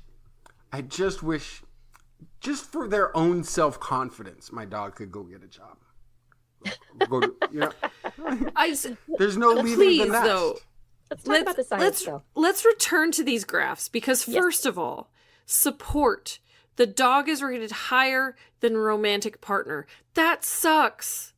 I want to give every single one of these people. Much. Like, what is this scale? It's okay. Just Okay, but sure, even if it's the same, I want to give these people a hug. Like what is oh my gosh. And then negative interaction child is the top.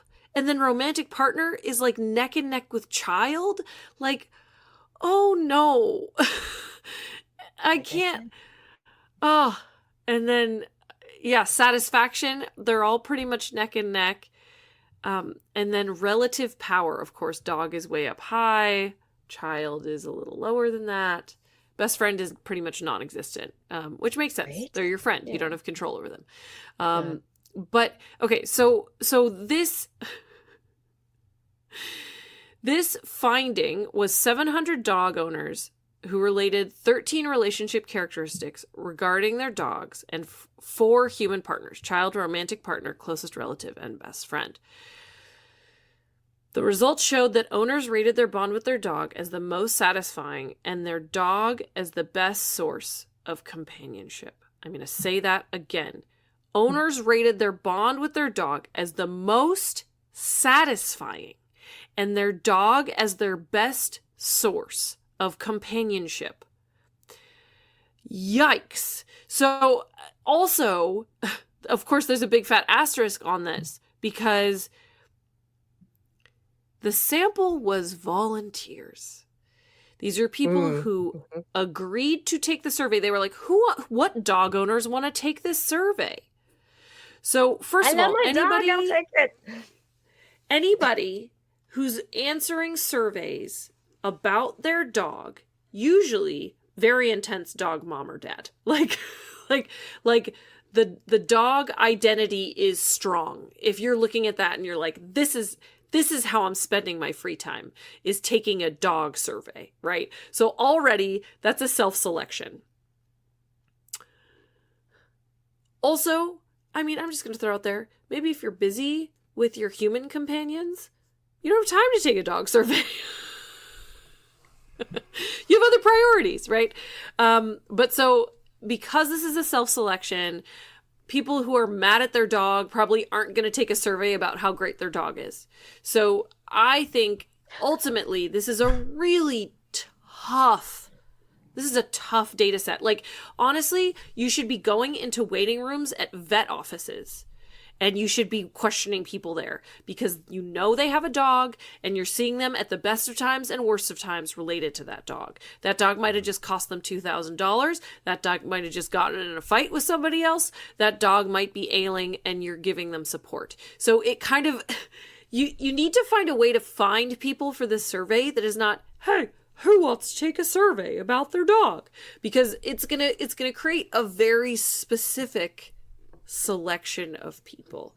So ultimately, this feels skewed. I don't want to make this political. Sure.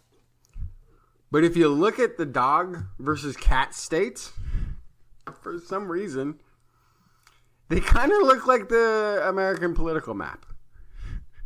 What's a dog state and a cat state? I don't know what that is. Where dog ownership outweighs cat ownership. There are reasons for that. It's called Spce and urban population centers. And Could be. I think there's That could be. more rural. So maybe the people more who are urban. dog people Less are just living backyards. more rural. Maybe there's less people Not around. always, but Maybe the yeah. people that are around aren't the people that are really, the most friendly. Zombie Tom Hanks says, do the same survey to cat ladies. Yeah. Right. Great. So, I mean, Mhm. is this something that is generalizable across pet ownership, or Mhm. is this something that's very specific to dogs because of that perceived that bond that you have because you're their mom? Right. Yes. But I wonder though, because now I'm like, do people feel supported by their cat, like at all? Like, Yeah, good question. I mean, the cats are less needy, right? So definitely it's a different power dynamic. Have you met my cat? Your cat is a dog. But cats, cats are usually more choosy about people that they hang out with. Cats can entertain themselves. But cats also still can tell if you need them a lot of the time, right? Like they can tell if you're upset or if you're sick. So there is some response, which I think is really interesting. The other thing I wanted to mention about this study before we close this out is that, oh gosh, I have to find it. So the situation where the dog relationship was rated superior, they also found that more support in human relationships correlated with more support in dog owner bonds, which suggests that dogs complement human relationships rather than compensate for their deficiencies. So this is like really unexpected. The researchers, where's the quote? The researchers expected that people with weak human relationships would rely more on their dogs for support, but the results contradicted that. In the sample, people did not seem to use dogs to compensate for insufficient support in human relationships. And in fact, having both augmented how they felt about things. So it could be having an outlet, right? Like if you need to just touch something or someone, like you can pet your dog, right? And you're not leaning too heavy on your humans. It could be that gets annoying. Those people who just want to keep petting you all day. It's just stop. Touch is important. yeah. Touch is part of our sensory system, right? And so like it's you're joking, but have you ever just had the urge to like be in physical contact with one of your loved ones, like not in a romantic way, but just touch them, just like lean up against them or grab their arm or rub their back or whatever it is, right?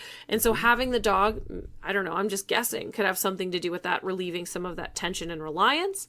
But I also think having a human around could fill the gap where your dog cannot talk you through a difficult problem that you're having, right?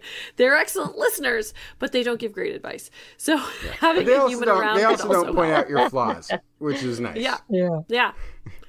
They don't go, oh gosh, did you shower today? Did you Yeah, really? but Is that? Do you really want to stand by that decision? Have you not thought it? All the dogs just, all right, we're doing it. Whatever. We'll go swimming. I can't even read that sign. Yeah. No big deal. Oh no, an alligator. Oh no. Yeah. Anyway, Bringing it back. So dogs, what role do they play? A little bit of everything? Nothing? We don't know. You did have some oh cow sure, story I'll give related you to carbon dioxide. Maybe this is the decarbonization technology of the future. Yes, I'll give you the headline. It's pretty simple. Feed the cattle a more whole diet. They burp less. That's pretty much it. This was in a lab looking at a cow's stomach, seeing how rumen interacted with different foods and different proteins. And they found that flaxseed and pea protein supplementing dairy cattle's diet could change the way that fermentation occurred in the rumen, and that produced less methane, which should make less cow burps and farts, which should reduce the greenhouse gas output of cows. aside from the fact that also the other thing, they think that the flaxseed and pea protein, because they're not making as much methane, actually more of the energy from the food is directly going into the meat and or dairy. It's not getting lost at the same ratio. And so if that's the case, then they're going to reduce the overall haul that meat is doing in terms of carbon output, creating meat and dairy, which is pretty high. So that's a lab-based study. Next step is to feed the flaxseed and pea protein to dairy cows and see what happens, see if it mimics what they had in the lab. The thing that I wanted to throw out about this, some food for thought, is, hey, wonder if it's okay for those cows doing all that burping. And I wonder if feeding them more flaxseed and pea protein and having them burp less, have less fermentation going on in the rumen, might they actually feel better? Might they actually live longer? Might they actually produce milk longer? Better milk, more milk, right? Yeah. I don't know. And one of the questions I was thinking of is, have they looked at the methane production of cows naturally grazing out in the open as opposed to dairy cows that are on a diet that's provided to them in one place, not heading out, not doing a lot of exercising either? What's the difference? Right. Absolutely. And so, you gotta capture that methane, feed it right into that machine, hook it up to a cow. Anyway. I'm trying to picture a cow exercising. What are you talking about? They frolic, don't you know? Yeah. Come on. For like a minute, and then they're like, oh, okay. If they have space, they can frolic quite a bit. But also keep in mind that even when they graze on pastures, a lot of the time it's full of non-native grasses. It's more homogeneous. Yeah. Yes, exactly. And so it's not quite what a wild cow-like thing would have eaten with a rumen initially. So that's also, I know it's tough. It's tough to kind of pull it all the way back and see what's going on. I think we need to ruminate on it a bit. You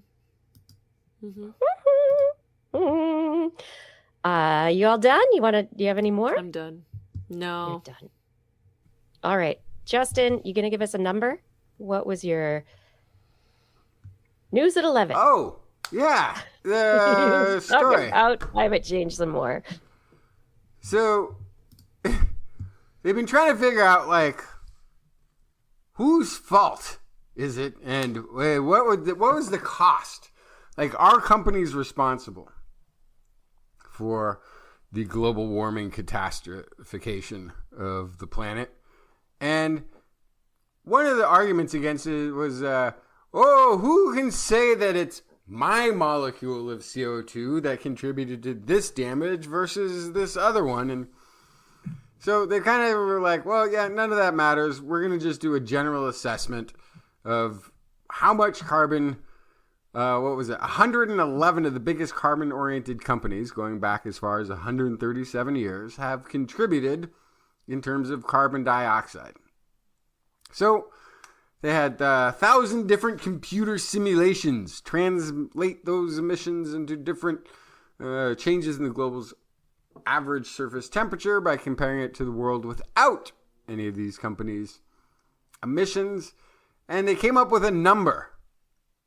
What was that number? What was it? Roughly, in this estimation, there was a high and a low, but they came up with $28 trillion in just climate damage. So this isn't... Ever? That's many dollars. That's not... That's not including everything, but this is just sort of the climate-caused damages, direct. So this isn't your lung breathe. This isn't just general air pollution. This is weather and climate change induced damages. And then they broke it down. Actually, a big chunk of it came from just, I think it was 11 companies and groups. So, yeah, 28 trillion. That's how much, according to this calculation, so I have a question owed to the world. And I apologize if this is if you explained this and I totally missed it, or if it's obvious and I'm not getting it. But That's such a big number. That's a number that's so big. I can't, it's basically infinity to me. I can't conceptualize a number that large, right? So I guess my question is, what use is this information to us? Like, are people using this to do lawsuits? Like, how is this data helpful? So this is, as actually the contribution is half of that, so around 14 trillion, I guess. So infinity still. Got it. Would come from the Saudi Aramco, Gazprom, Chevron, ExxonMobil, BP, Shell, National Iranian Oil Company, Pemex, Coal India, and the British Coal Corporation, just to name 10. Now, are those 10 companies, do they have resources worth $14 trillion? Probably. That number sounds like infinity, but it really might not be. Well, I think it's more of a putting a thing into perspective. You know, a way that you can look at it is our national debt is $36.22 trillion. That's about $106,111 per person in America. Yeah, I mean it's as far as a number goes, what you could be looking at is damages, and you could be looking at it in terms of, here's a number that we're going to use as, say there was vandalism on a property. Well, the first thing that they would try to do is assess for whoever, as a charge against whoever did the vandalism, is what do you owe for having done this act of vandalism?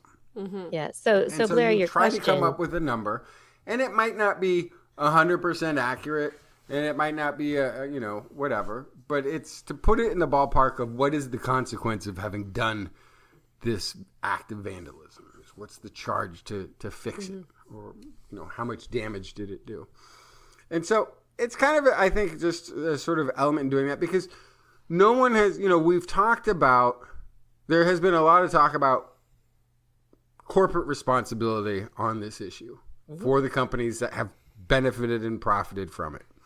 But there hasn't been really an assessment of what that number looks like.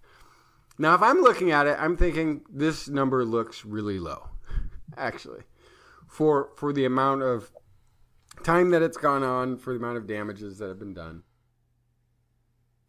and how much of that time did we know that it was contributing to a problem? And the answer is, even if we only knew 20 years ago, that's most of it, right? Like, no, we understood the heat trapping nature of carbon dioxide since the 1800s. So yes. Yeah. But even if we only knew it for the last 20 years, in the last 20 years, we've done like 90% of the emitting. So it's like a kind of, you don't have to go back too far. Right. And instead of saying, well, it's everybody who's doing it, it's everything, now there is a methodology to be able to estimate, who and how much. And it comes down to a very small number of companies, 111 overall in their assessment, 10 companies that contributed half. But then, these are oil companies. So then it's also like, who used the oil from these oil companies? And then it's tens of thousands of companies, of course, or whatever. It's the whole world used it. Yeah. We'll see whether or not this kind of information actually is used and is beneficial for the way that we approach, future litigation, future regulation, trying to fix the damages. Says, researchers have figured that every 1% of greenhouse gas put in the atmosphere since 1990 has caused $502 billion in damage from heat alone. doesn't actually include the costs incurred by other extreme weather events such as hurricanes, droughts, and floods that may be side effects of global warming. Well, it's Meanwhile, a good thing it's not a woman. In an unsurprising move, the current administration has ordered the abrupt winding down of the Women's Health Initiative. This was the National Institute of Health's landmark 3-decade effort into the health of postmenopausal women. 4 regional centers will lose their contracts in September. Oh, postmenopausal. No wonder. Yep. I was going to say, if all the women are unhealthy, how can they be forced to bear children? But they're postmenopausal, so who cares? Yeah, it should be run out of money by January 2026, putting its $10 million a year program at risk of disappearing completely. Mm-hmm. So it's started in 1991. The initiative has enrolled over 160,000 women in trials testing hormones, calcium, vitamin D, other interventions aimed at preventing heart disease, cancer, osteoporosis. Its findings have previously sort of reshaped what we thought was a good idea, showing that the combined estrogen-progestin therapy does not ward off heart disease. It shows that calcium and vitamin D supplements did not prevent fractures. The weed. Yeah. So scientists warn that ending the study now cuts off follow-up with some 42,000 participants. Many of these women are now in their 80s and 90s. And this is threatening the country's largest data set on healthy aging in women. This is coming as far deeper NIH cuts are coming. Something like $2.6 billion are part of the 35% reduction order.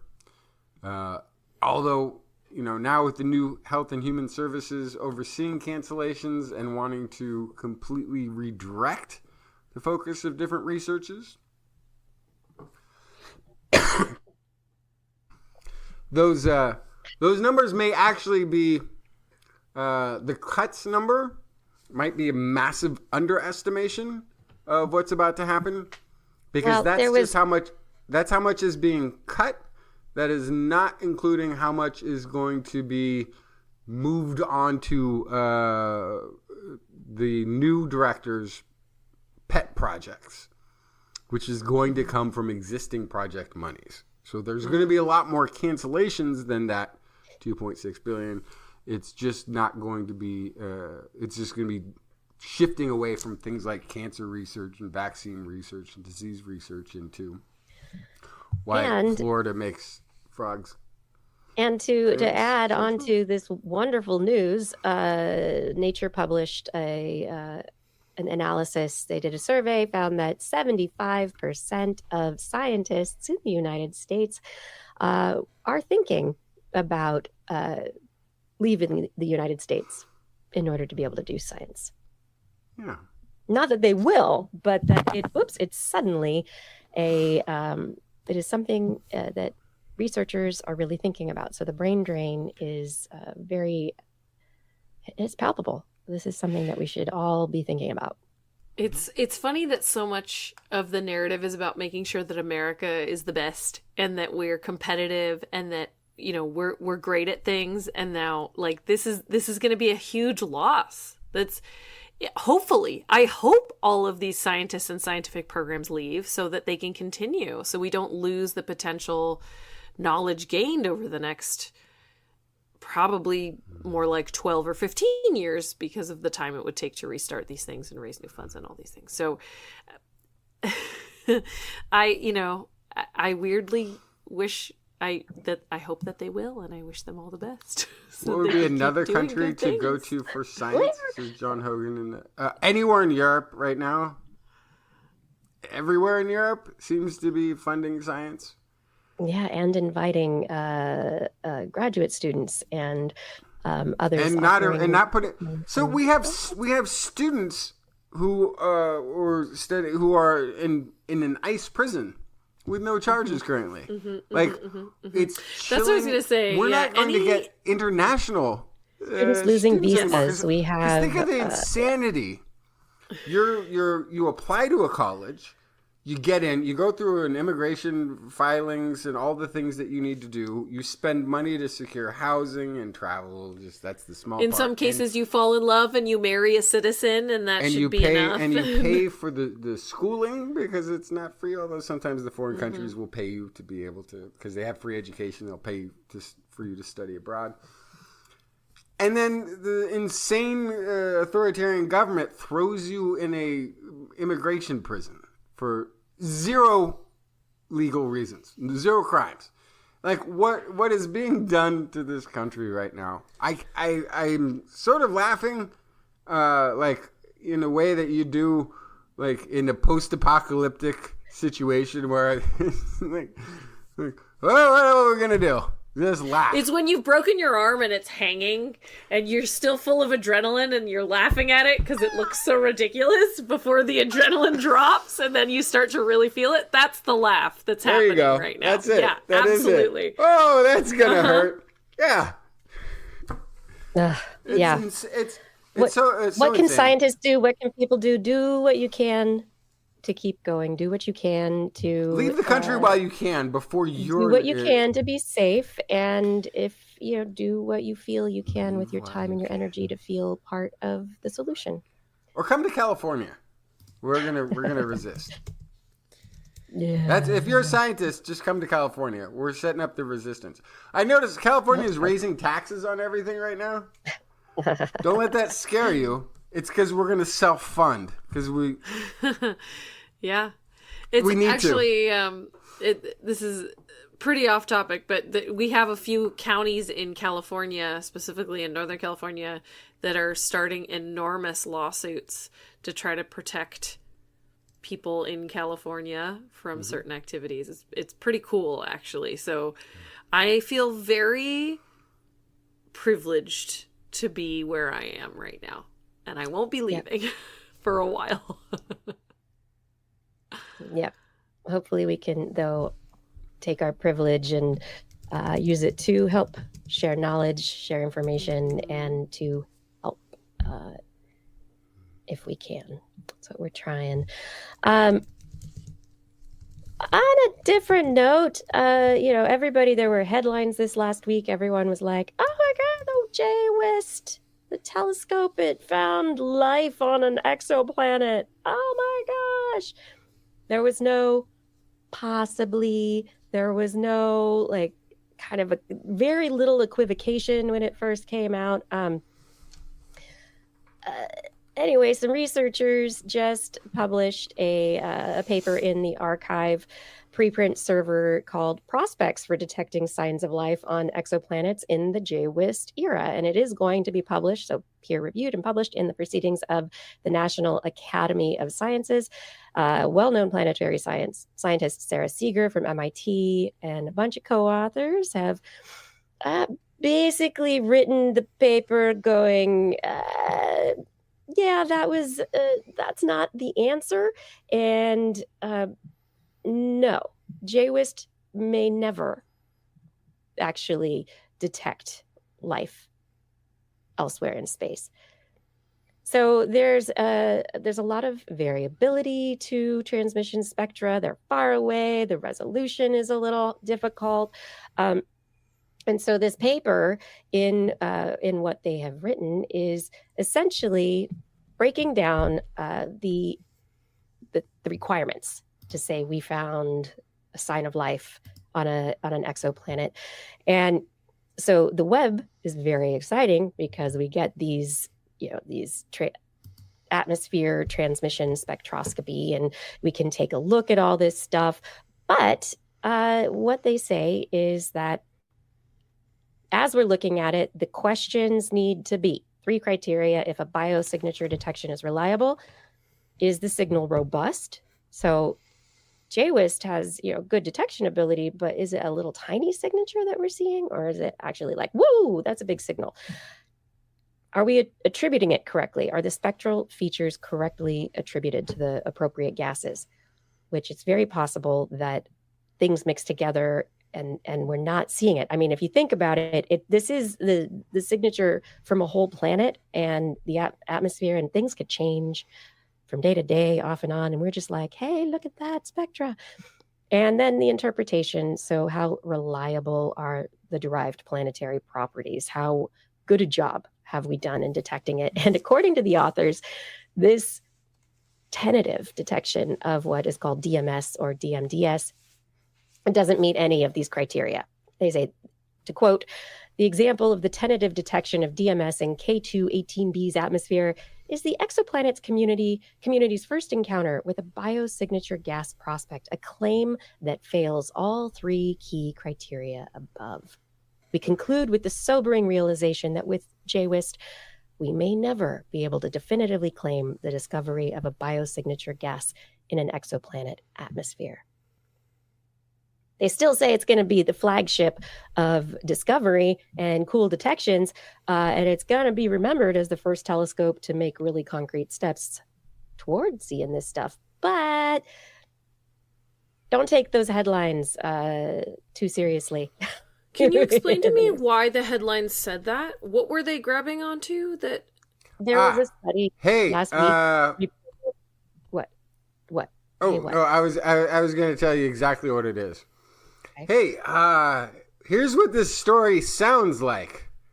Why don't we make it really sound like that, and then we'll get 200,000 views for our advertisers.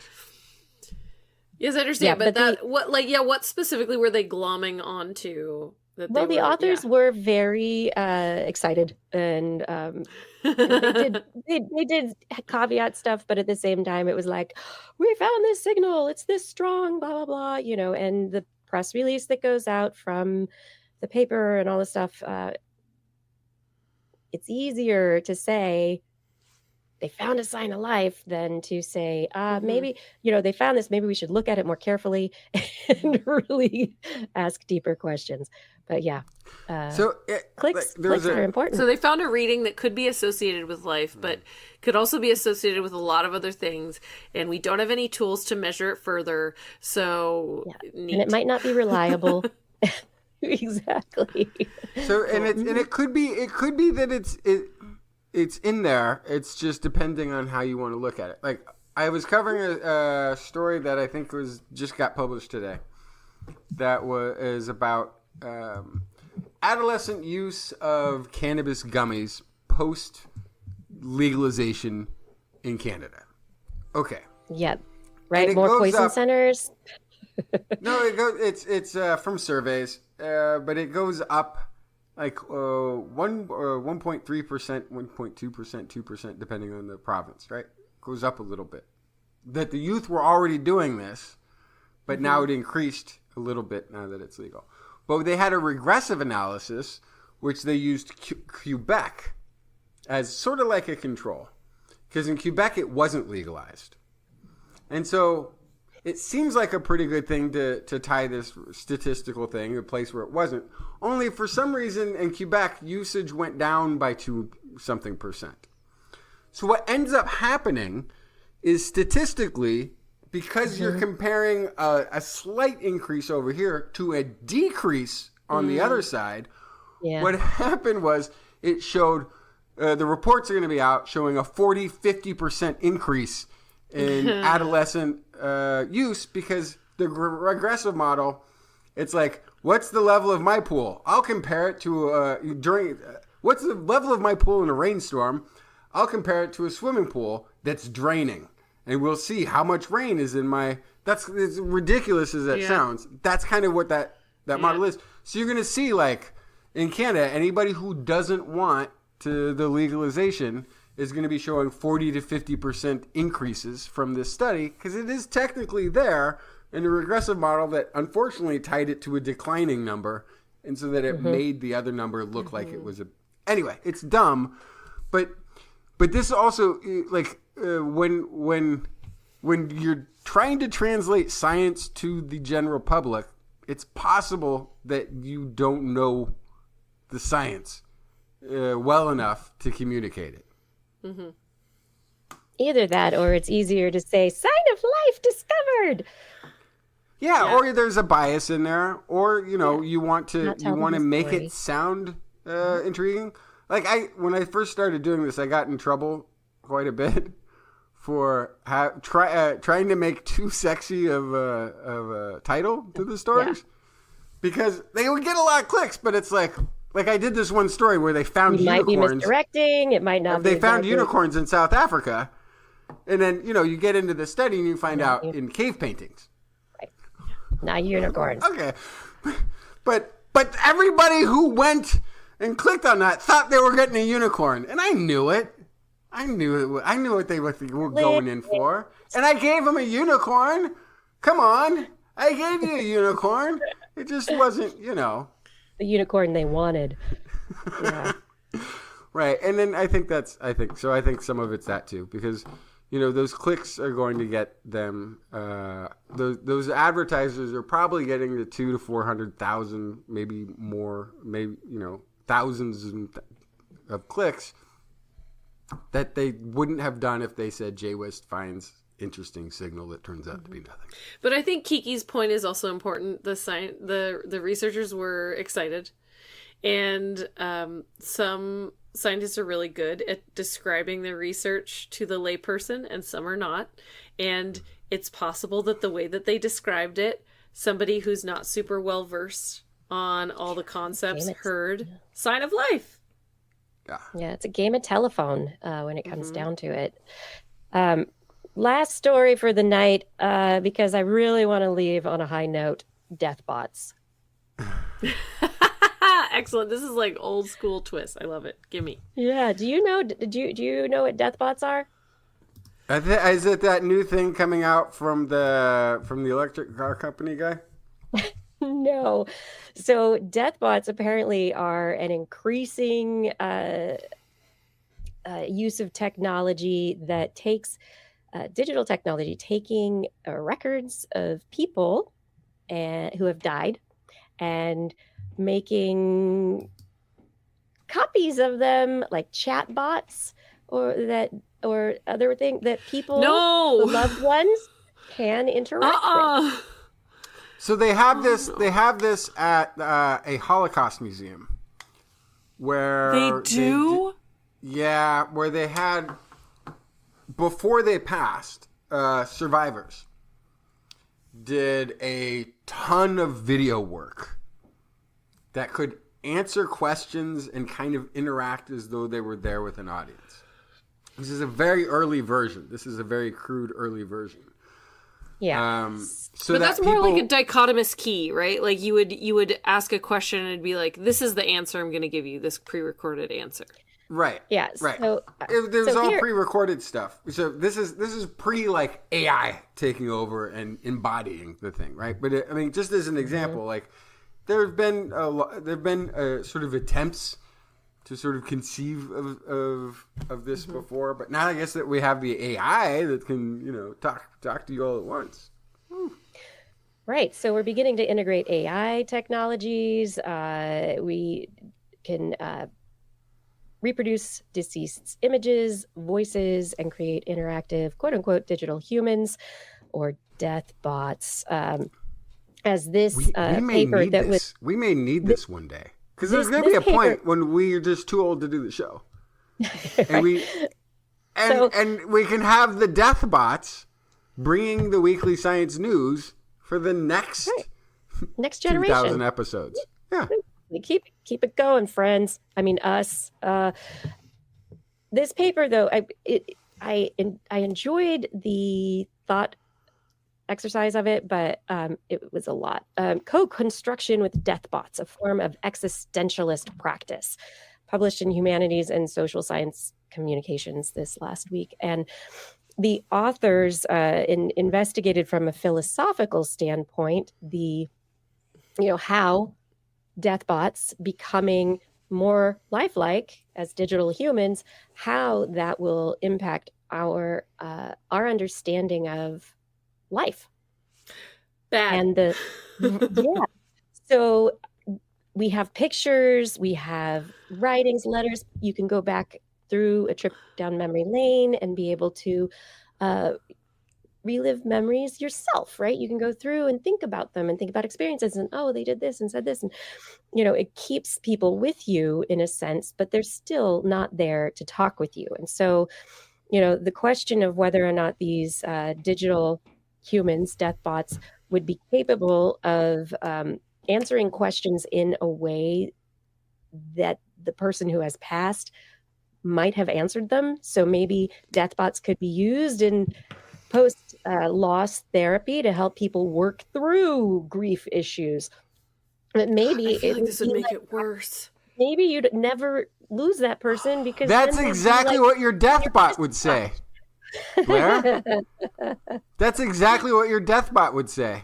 What? I don't know if you should do this. Having a deathbot? I think this is going to make it. I think this is going to make it worse. I don't know why you're interacting with me. This can't be good for you. That's what my. This is what your deathbot. That's what my deathbot would say. That's what correct. your deathbot would be saying. Yes. And actually, we're perfect candidates for this because we've got thousands of hours of us talking and interacting. Like if you're trying to get somebody's deathbot off of a Facebook post, like, what are they going to be? It's like, what have you eaten today? Are you hungry? Look at this food. Look at this food. Like whatever people are posting. Some people, they're just going to be talking about their cats. We're going to be rambling on forever on any subject. It's going to be fantastic. Our deathbots are going to be like fully us. That's right. But so the question is, they raise a lot of questions, which I think are really interesting because, humans and humanity, we are aware of a limited amount of time. We're aware of mortality. And it is something that we deal with in our understanding of life and how we live it. And if deathbots can become tools to replace the deceased, beyond that, deal with grief, temporary painkillers, could they become, they ask here, cyber drugs? What kind of philosophical and ethical dilemmas will we face when deathbots can achieve no difference from real humans? When death is not necessarily a loss any longer, when death is not a limit. So how could this cyber realm, this eventuality impact our existence and our acceptance of life? I think it's, there were a lot of words in this paper, and I was like, oh goodness, you got a lot of words here. But I think the basic questions are really fascinating, and especially as artificial intelligence and things like long-termerism are trying to push at that cyber future where humans don't even need to be human. We could just be in, a construct. We could become just digital beings. I think understanding these potential questions and seeing them as, not just science fiction. I mean, it is still science fiction, but actually something that we should think about and consider how we want to integrate and incorporate these kinds of things into our lives. So I still think it's pre-industrial technology, because this is what books have done. Like I can sit down and have a long, very one-sided conversation with Friedrich Nietzsche. Okay, I can hear for hours and hours and hours and hours. I can hear his thoughts on many, many, many, many subjects by reading the book. Now it's a one-way communication because But who has AI, to look anymore when you go to your chat bot and you're like, oh, I don't even have to read. I'm going to ask you the specific question, and they answer in the voice of that dude. And if it's based on the volumes of opinions that you put in there, it might be in a book you didn't have on the shelf, and he might be like, hey, actually, this is what I think about that. And kind of cool. Your loved ones. Well, I'm not saying that, but I'm saying your loved ones can continue to give you advice. What an interesting way to interact with somebody who has put down several books on a subject. What an interesting way to have a conversation. So there's Star Trek episodes about this, by the way. Oh yeah, many. Like whenever the holodeck gets Geordi at one point falls in love with a holodeck representation of a woman's book. And then he ends up meeting the woman later, and it's disastrous. Awkward. But it's but I think that this pulls at a whole separate issue, which we're currently dealing with, where AI models can pretend to be current people. And then you have to watch it and go, did this person really say this thing, or is this a fake video? I recently was fooled for a moment about a fake Elon Musk video, and I kind of kept watching it, and I noticed that his mouth wasn't moving quite right, and then I kind of looked into it further and went, oh yeah, okay, it's AI. But so that's currently happening with people that are currently alive. But then if you do that with people after they've died, especially in this era where, like you're talking about, Justin, we all have a digital footprint. How are you going to be able to know what was produced by this person's deathbot and what was actually something that they once recorded? And it gets harder and harder to separate those out and maintain the integrity of the real person's like past, right? Yeah, and they do raise this this question actually, which is the honoring who they were and the what is the wording that they have a specific discussion of how this would work, and basically dealing with the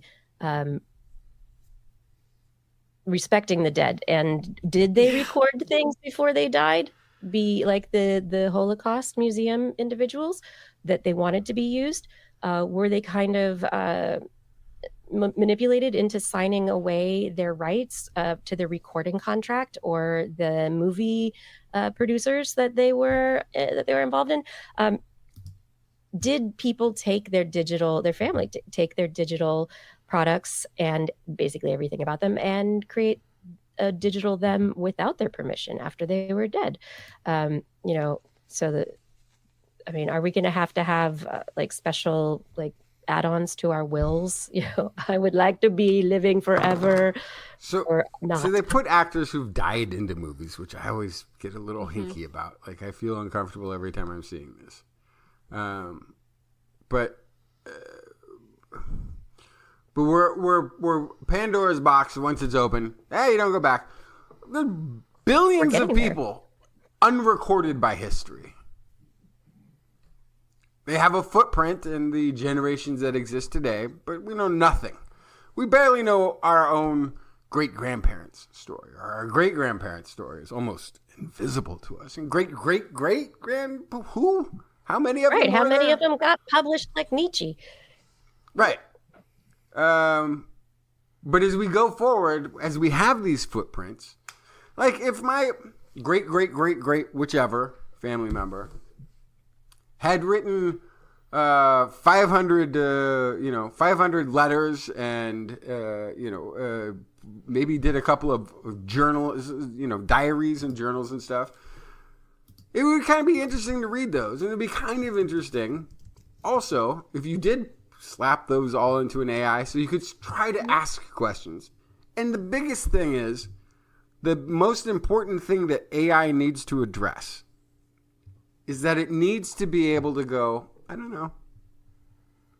Or to say, I'm not really this person.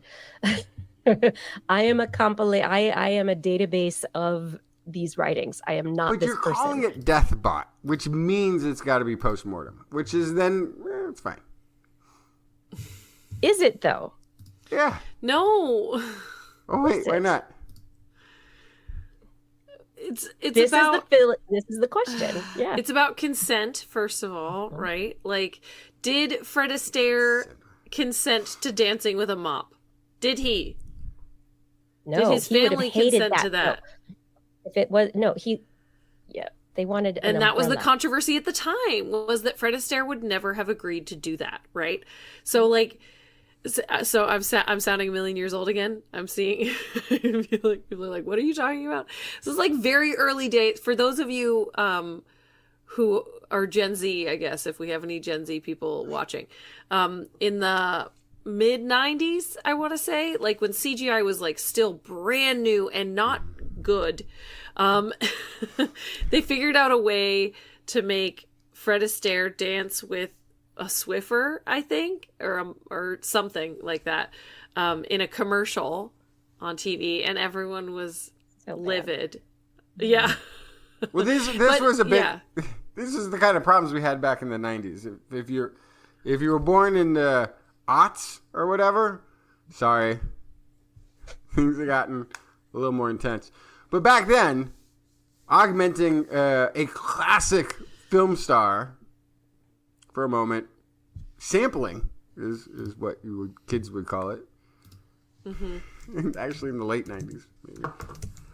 But yeah, I don't know. I think I'm a little less. I think if you're using it in a 1984 sense, where you're trying to change history or something like that, then it becomes. Then I can see it becoming an issue. If you're talking about people unfairly augmenting things, then I think but that's going to be that happens in real time all the time by people quote. How many people have been quoted the same line that Einstein said this or Lincoln said this or Gandhi said it? They never said anything like that. People misattribute, sometimes intentionally. People do all this. Misinformation exists. Right. But if you're talking about creating a digital time capsule for the future generations of your family to interact with, I'm all for it. I think that would be brilliant. I think it's that is the question though. And, the philosophical perspective is, as humans, we interact with everything and we control the conversation we're having, the use of the technology, our understanding, and most likely we're going to have lots of different opinions, and some people are going to be like, this is great, and other people are going to say no, and but at the same time the evolution is of the technology is happening, and I feel like my we need to Deathbot would consider interrupt how people a lot. Like it wouldn't be that fun to interact with. It's like, so we want to ask a question. Yeah, I don't want to talk about that. I got this other thing I wanted to say. So let me get this straight. You just interrupted to talk about how I was performative. It was performative. I see. Got it. It was performative. I tried to wait till she was had wound down gotten the main thing out there, but then I had to be performative of it. Anyway, I'm all for it. Make me a digital Deathbot. Let's roll. I don't know if I want an AI company doing that. I don't know if I want a social media company doing that. I mean, it's a little different than a book of photos.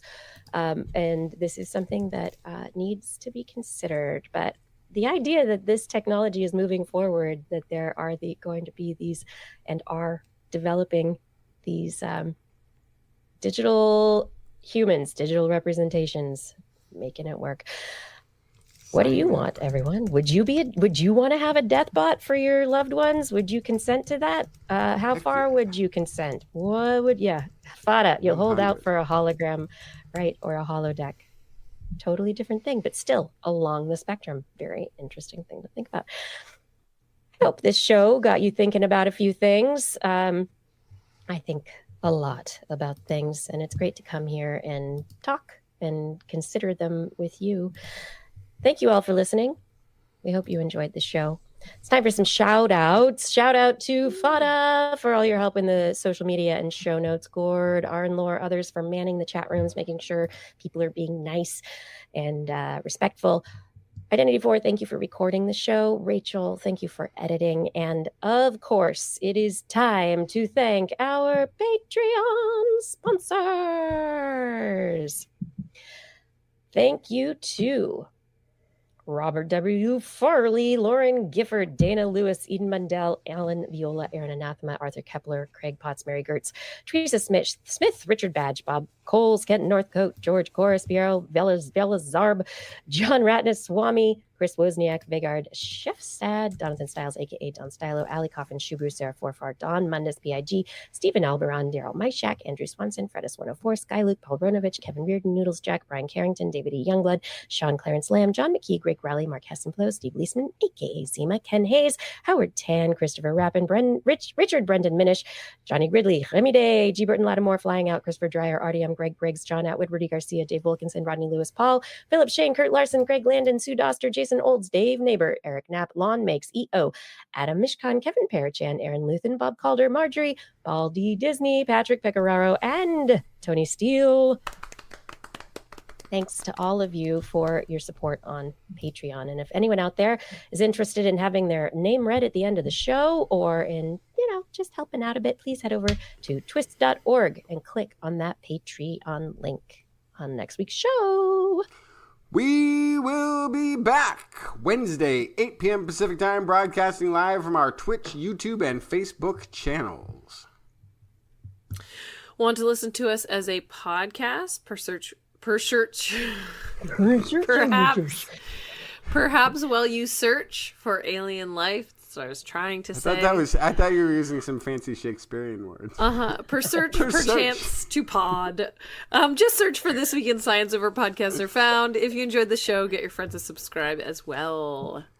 For more information on anything you've heard here today, show notes, links to stories will be available on our website, www.twis.org. And you can also sign up for a newsletter that we promise not to send.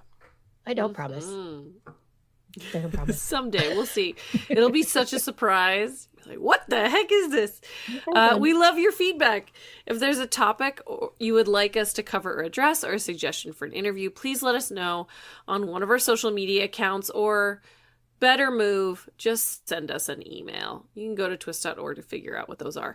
Just put TWIS, TWIS, in the subject line, or your email will be recycled into a new email, and there'll be a slight degradation, and then it'll get recycled into a new email with a slight degradation until, before you know it, there'll be no email at all, and we won't have been able to read it. We look forward to saying words and having a conversation. Hopefully, it will still be legal to talk about science next week. If you learned anything from this show, remember, it's all in your head. This Week in Science. This Week in Science. This Week in Science. This Week in Science, it's the end of the world. So I'm setting up shop, got my banner unfurled. It says the scientist is in, I'm gonna sell my advice. Show them how to stop the robots with a simple device. I'll reverse global warming with a wave of my hand. And all it'll cost you is a couple of grand. 'Cause this week's science is coming your way. So everybody listen to what I say. I use the scientific method for all that it's worth, and I'll broadcast my opinion all over the earth. 'Cause it's This Week in Science. This Week in Science. This Week in Science. Science. Science. Science. Science. Science. This Week in Science. This Week in Science. This Week in Science. This Week in Science. This Week in Science. This Week in Science. This Week in Science.